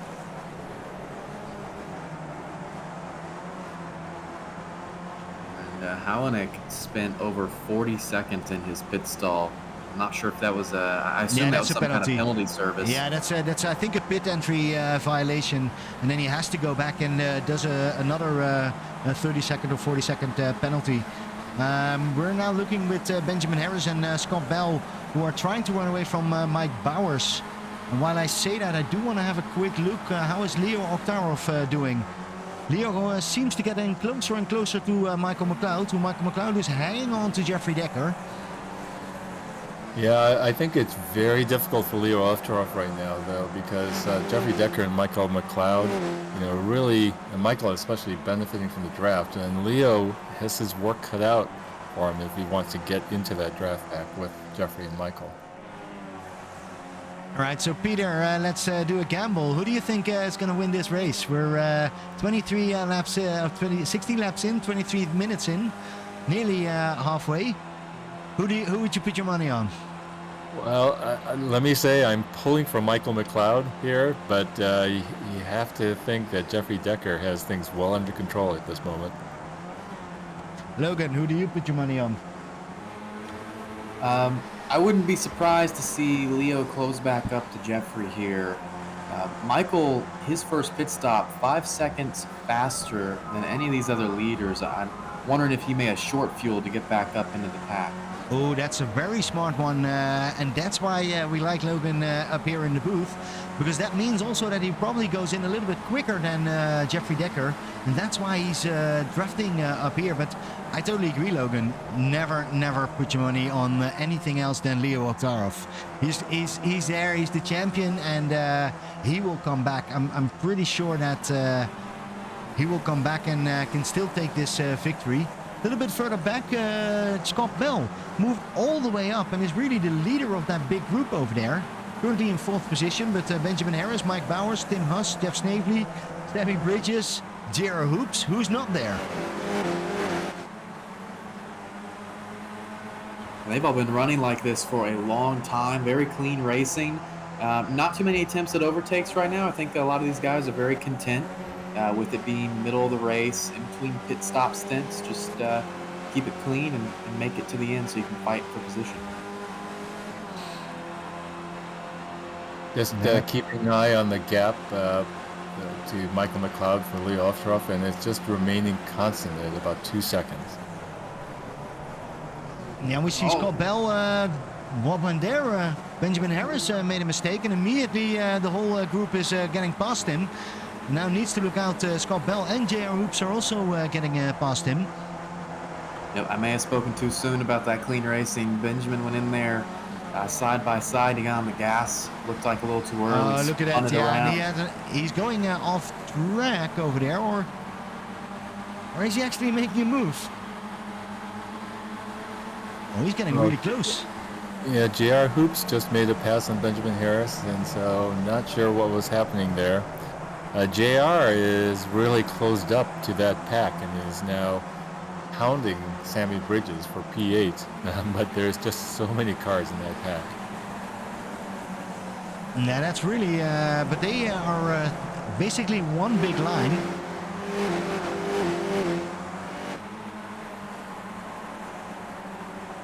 Yeah, talking about that one big line, Carl Drunke has also now caught up to that pack.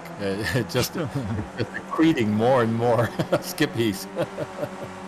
Yeah, that's a typical Carl Drunke. Never forget Carl Drunke, because he will come back straight up, and he's again on that 11th position.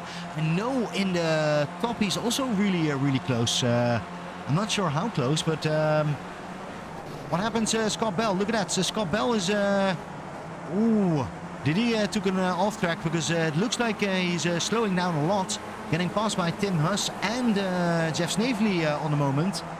And even now the whole group is looking, because they all have a better speed. I'm very surprised that Snavely does not have any front wing damage there. Second lap in a row, those guys, or the front of this pack, get together in that chicane. Yeah, look at Jeff Snavely. He's diving in here next to Tom Huss. Needs to let him by. And there goes Sammy Bridges.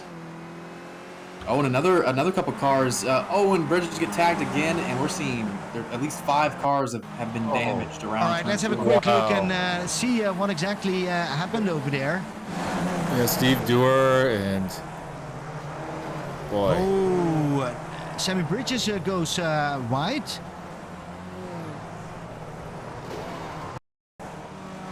Did Sammy Bridges get twice now hit over there? First he gets hit by Giro Hoops, then he goes back on track, but then and he gets hit one more time by Max DiGiacomo. Oh, not the race of Sammy Bridges over here. Yeah, and then Steve Dewar and Jeff Torbeck were sort of victimized, got collected by the whole mess. Yeah, and Scott Bell also lost positions. He's now currently on that 7th position over there. I see Steve Dewar jumped into the pit. So I think we can safely blame that whole mess on Logan having made some comment about clean driving here.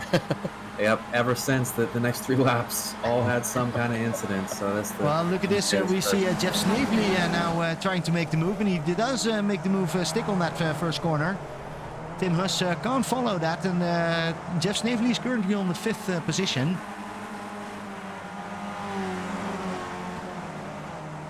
Yeah, and Tim Huss now is being hounded by Scott Bell.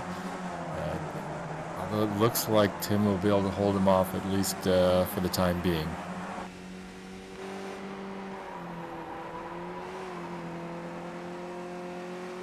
Meanwhile, back up front, just keeping an eye on things, Leo Ovtcharov has made a little bit of progress. He's now 1.7 seconds behind Jeffrey Decker and Michael McLeod.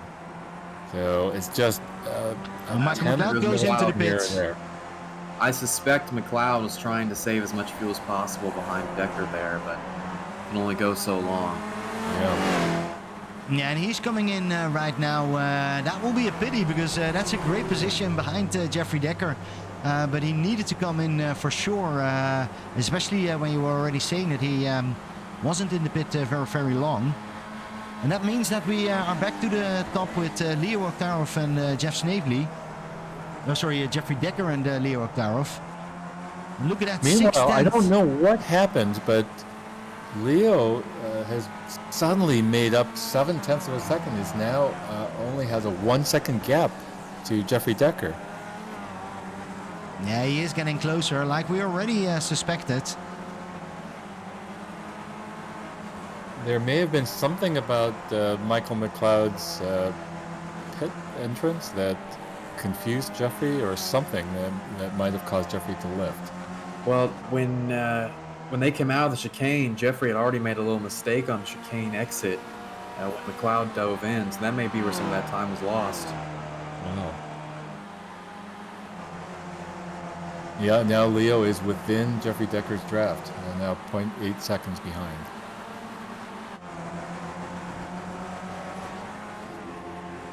Just as a comparison, that time down pit road, McLeod's pit stop was 13 seconds long compared to 9 seconds last time around. Everyone else in the field did 14 or 15 seconds on that first stop. Wow. Mike Bowers has just gone into the pits, and so he was running in P4. And Snavely just had the fastest lap of the race, a 25.214.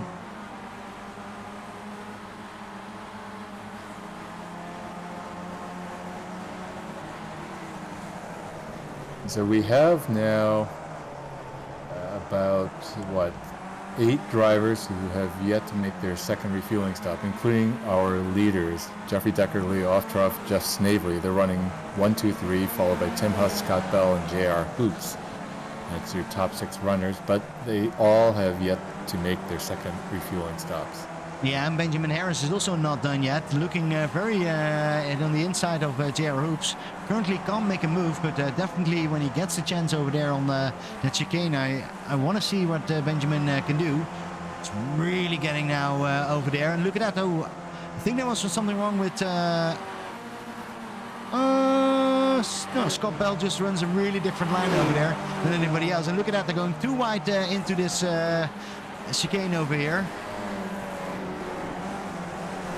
Nicely done from JR Hoops and Benjamin Harris. Benjamin Harris on the 6th position currently. And Leo Oktarov has done the fastest lap, 1:25.0. Are we going to see lap times in the 1:24? Oh boy. And now Leo is right on Jeffrey Decker's gearbox.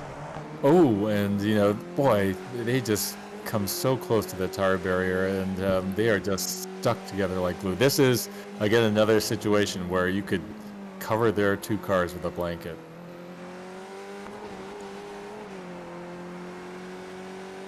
There's something really interesting that's developing here as you see them come up into this corner leading onto the backstretch. Look how much dirt has been pulled onto the track here.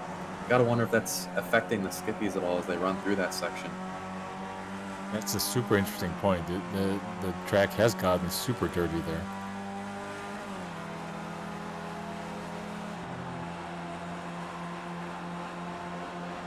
All right, is Leo going to do it right over here?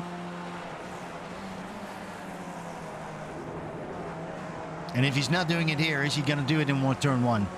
With 33 laps. And Leo coming into the pits. Very interesting. And so now we'll see what happens with Leo coming out and Michael McLeod coming around. Michael McLeod's coming down the hill in the backstretch, approaching the chicane. And remember, last pit cycle, Jeffrey Decker was the one that took the pit stop a lap earlier than Leo. So now this time Leo coming around and trying the undercut on Decker instead. Yeah, and we see... yeah, they must all be thinking about undercut. They're watching that in action. And we see Tim Huss driving currently on the 2nd position. I love that paint job of his car. So Leo Oftroff did come out, and he's well ahead of Michael McLeod by about 5 seconds. Yeah, we're going to see a lot of these guys. McLeod basically did the short fuel on the first stop, whereas everyone else is short fueling on the 2nd stop to go to the end of the race. Snavely pitted. He was in the pits about a second longer than Leo, but he's still a little bit back there, about 13 seconds off of Leo. Yeah, for Leo, this is the time where he now needs to shine and really bring those fast lap times that he can do. We saw that in qualification. Needs to run them right now if he wants to have a chance to undercut Jeffrey Decker. And while I say that, Jeffrey Decker is going into the pit. So we can immediately see what the outcome is over there. Nice pit entry from Jeffrey Decker. Leo Ovtcharov is in the chicane right now, approaching the final turn 9. Jeffrey Decker is still crawling and making his way to his pit box. This is really all Decker needed to do. He didn't do anything fancy, just react to what Leo does. Hey guys, and before we go to anything else, I do want to congratulate Tim Huss for his first position up here. Of course, we're going to have a look, and we see that Jeffrey Decker is coming out. Where is Leo Ovtcharov? Because he's right behind him. Is he going to make it? You know he's not going to make it. Look at that. Jeffrey Decker is losing position on Leo Ovtcharov. The undercut works, Logan. You're right. Wow. And the difference is Jeffrey may have overfueled that car a little bit. I mean, he spent a full 1.5 seconds in his stall longer than Leo.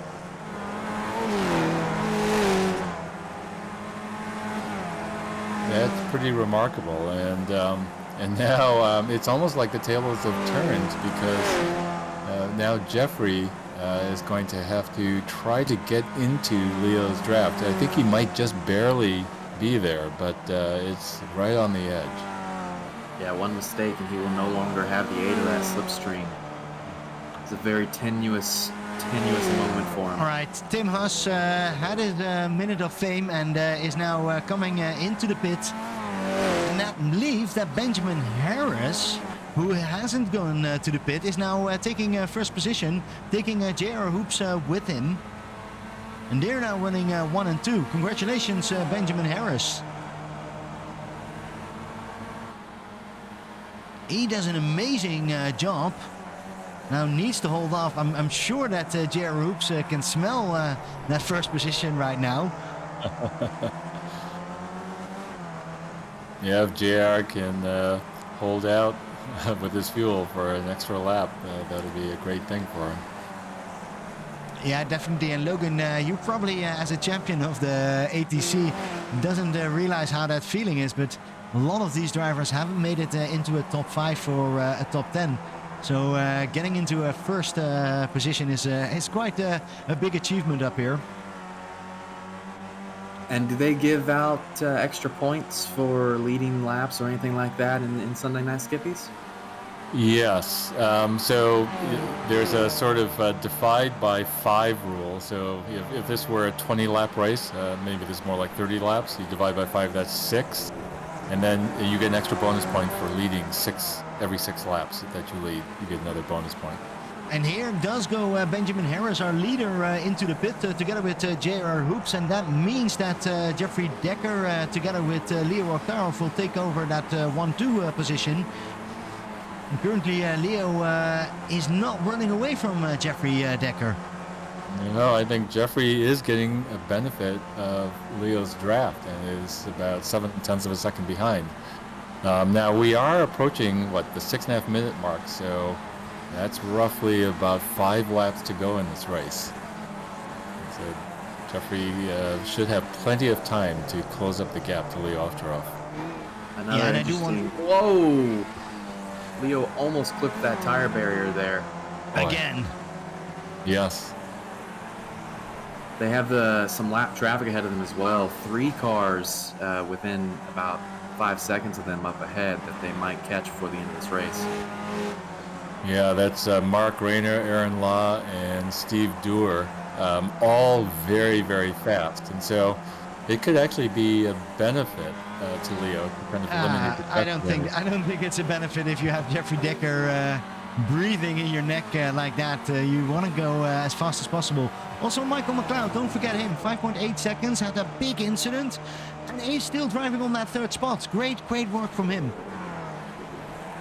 Yeah, he's run actually a pretty smart strategic race, considering that incident. He's well ahead of Jeff Snavely running in P4, about 6 seconds ahead of him.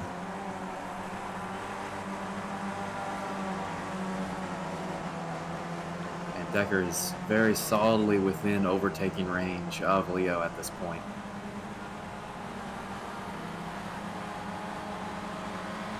But do you want to do it right now, or do you want to wait till the last lap? Right. Yeah, you had mentioned that in the Formula 2 race, and we saw waiting to the last lap seemed to be the move. Just a quick update, Mark Rayner is in the pits. And that moved him out of the way of both the leaders, so they have a little bit longer to go before they run into any lap traffic. Yeah, I'm looking here for Benjamin Harris on the position number 8. Is getting followed by Carl Dronke. Once in first position, now fighting to hold that 8th position. And when you know Carl Dronke is behind you, look out for that. Those are really the big 2 fights over here. Benjamin Harris and Carl Dronke, and of course, the Uber fight. Leo Oktarov and Jeffrey Decker. Always close, always make an interesting fight. Is it not for the race, it's for the championship. But who would you like to be right now, Logan? Would that be Jeffrey or Leo? In this situation, I would love to be the car behind. You don't have to worry too much about using your tires because it's a slipstream dependent track. And you can just kind of pick and choose your point. It makes it very easy to watch your opponent and see what parts of the track they are weaker on. Look at it, they're weaving around now to get every little bit of draft that's possible. And Jeffrey Decker can't make a move. Really smart of Leo over here. Boy, Leo is really taking his chances with that tire barrier. He's come very close, but it is giving him a pretty good exit when he does that. Yeah, and then we're looking here for Carl Dronke, who has passed Benjamin Harris. But is Benjamin Harris going to take a move now in that first turn? Or is he just going to stay behind Carl Dronke? Looks like he stays behind.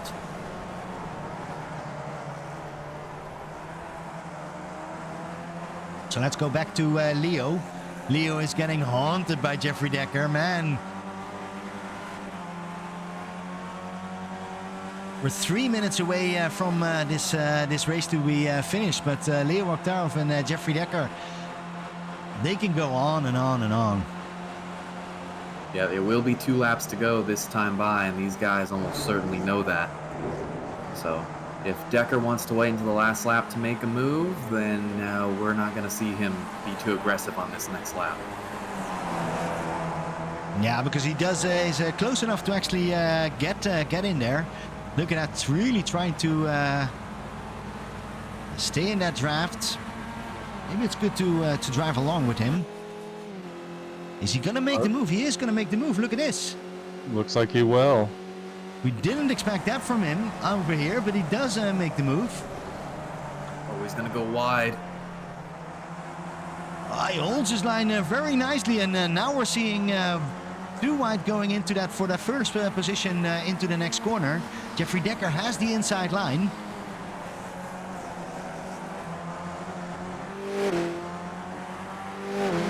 And of course, whoever comes out on top here will almost certainly be leading the championship, leaving this race. Right now, it's just a 4-point gap between the 2 drivers.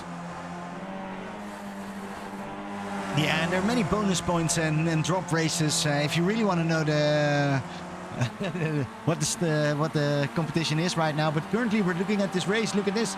Leo Oktarov taking that outside line. Is going to take it 2 wide over here. He has the inside. Is he going to make that? Yeah, he makes that stick. Look at this. Yeah, if I'm Decker, I let him go, get a good run out of chicane, and set myself up for turn 1. And there's now less than a minute 20 left in the race, so I believe that means they should be receiving the white flag here. Yep, this will be the last lap. This is Decker will probably have 2 more good chances at Leo. I'm not sure. I don't see any white flags, but See a white flag. Did you see a white flag? no, I didn't see a white flag, but I will definitely believe you. And while I say that, Jeffrey Decker does take that first turn again. So you are absolutely right, Logan, and he's taking that first position. But now it's all that for that second chicane. What is going to happen right over there? Just looking at timing scoring, they are saying that this is the final lap. Yeah, I believe the marshal does not wave the white flag at this track. He's in that little glass box. Oh, yes, of course. He's in the glass box. It's a simulator, but he can't do that. Well, don't worry about that. We're having 3 commentators who are on point over here. So, Leo Oktarov, is he going to make the move, or is it going to be Jeffrey Decker? It needs to be doing it right over here.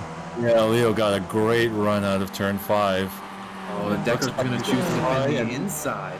Yeah, Jeffrey is defending on the inside. It's so interesting, and What's going to happen here? No, look at this. Leo Octarov takes a little bit of that corner and nearly touches Jeffrey Decker. But now it's all about this run. Can he make this run, or is it too short of a run to the finish line? And we're coming here to the finish line, and we do see that Leo Octarov is going to win it, although Jeffrey Decker is getting really, really close, but not close enough. And Leo Octarov wins this race, Jeffrey Decker second. And look at that, Michael McLeod coming over there on the third position. Great job from him. And then, of course, we see still some positions coming up. Scott Bell with Mike Bowers, and then J.R. Hoops over there. But Scott Bell wins that all and takes that victory.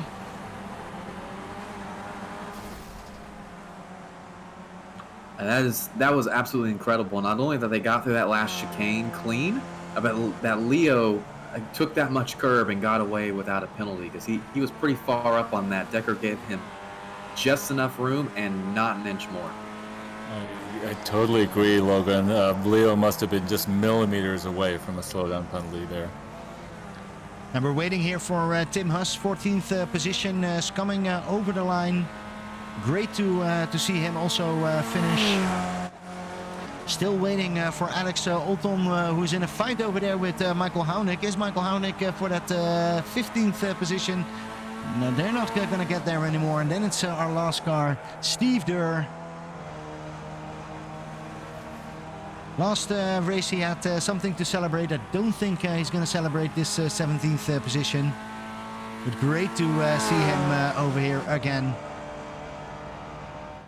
Wow, it's great to have our race winner, Leo Octarov, in the booth. Leo, congratulations. What a drive. Thank you, guys. Thank you very much. Well, tell us, especially about that last lap, and in fact, maybe the last two laps. It looked like a little bit of a chess match between you and Jeffrey. Yeah. I'm not quite sure what happened there, but I'll have to see the replay to really give you a full answer. I'm not quite sure. I think maybe there was too much curb taken by Jeffrey. I'm not sure. I'm not sure at all. It was a racing event. Let's call it that way, Leo. You guys made everything happen. But I'm actually more curious about that first time you went into that chicane.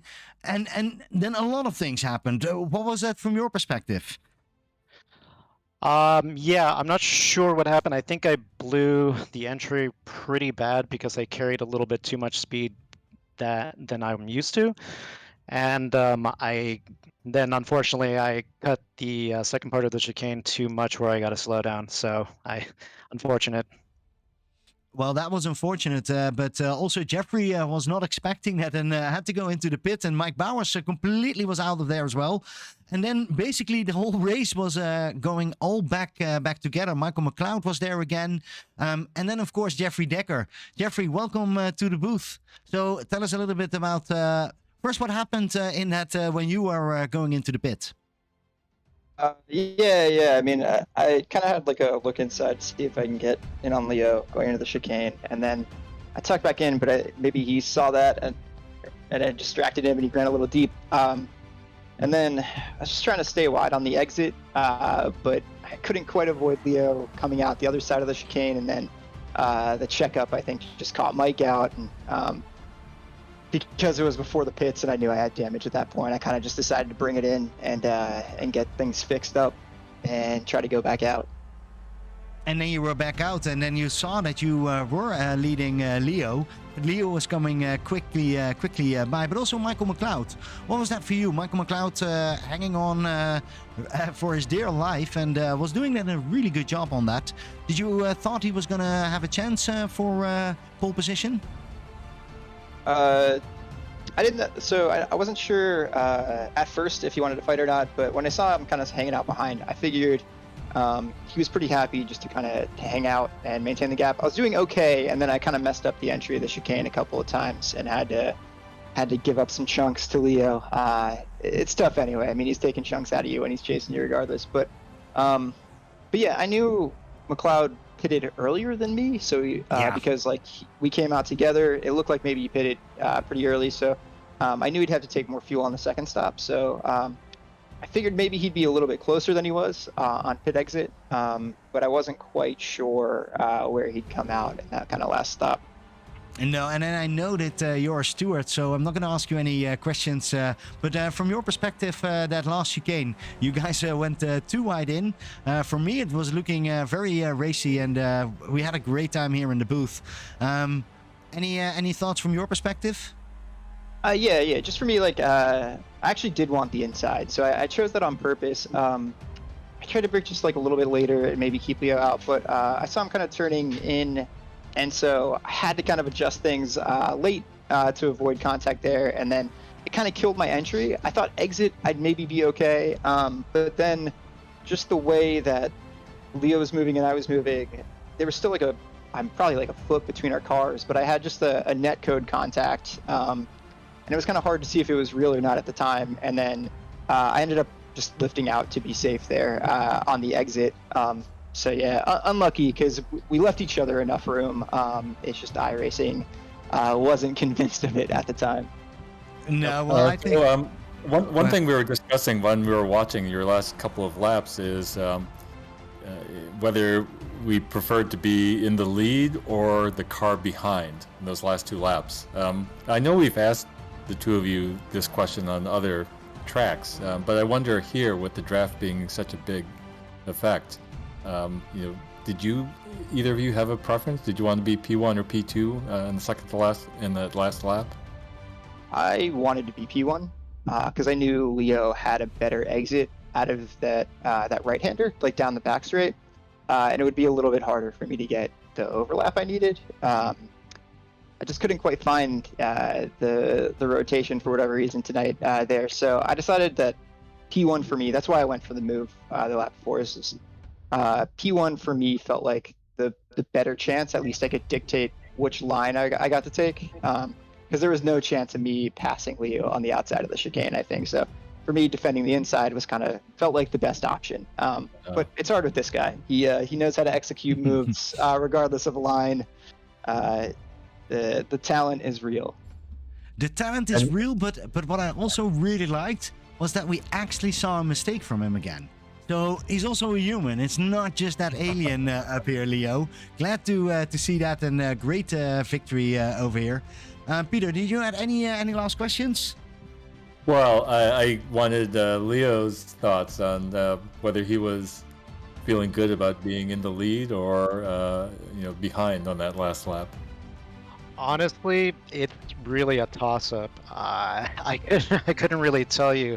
Either one can work out if you can just execute the chicane, properly with someone side by side you. So it's really a coin toss. I wouldn't really prefer either one, but if I had to choose, I would probably choose to be in the lead, just because I can dictate sort of how things might go. Well, I have to say, you both gave the same answer, and you gave a different answer than us in the broadcast booth, and that probably is a sign. That tells a lot, Peter. That tells a lot. You are. All right. I do want to go to our shout-outs. Jeffrey, any shout-outs from your perspective? Yeah, typical wifey, Lando, you guys, Leo, anyone watching, that whole spiel. I want to save the Lando thing for next week because I have videos and I was lazy about sending them to you. So I think we'll save it for next week at Nords. All right. And just to say that I will send you some videos so we can actually have them on the broadcast. Look at this. So we're going to have now a cliffhanger. Come next week back because we're going to see Lando doing his real life action. It's going to be noted, Jeffrey. Curious to see that. Leo, any shout outs from your perspective? To everybody here in the broadcast booth, to everyone at Shake and Bake, and arguably most importantly to Jeffrey for the wonderful race, chaotic race that we had today. Well, that's a great one. I want to thank you all. I want to thank everybody in the race because we had a lot of fun watching it. And I think that's also Logan, our new broadcaster. Looked like you were here already for years. Great to see you. I hope we're going to see a lot more from you here at KVK Racing Network. How was your feeling about this race? Yeah, it was fantastic. It was great to be here, and first time that I've seen these Sunday night Skippy races, and I think both levels of racing, the Formula 2 and the Formula 1, both incredibly impressive, clean racing all around. Great. So we're definitely going to see you more up here. Hope that Chris is doing having a great time, Chris Morrill. But you are a great replacement, and we're going to enjoy a lot of time with you at the Cavalcade Racing Network. For everybody else, I want to thank you for watching. We're going to go having a long weekend, so a short week where we need to work. Wish everybody a great weekend, and we'll see each other in our next race.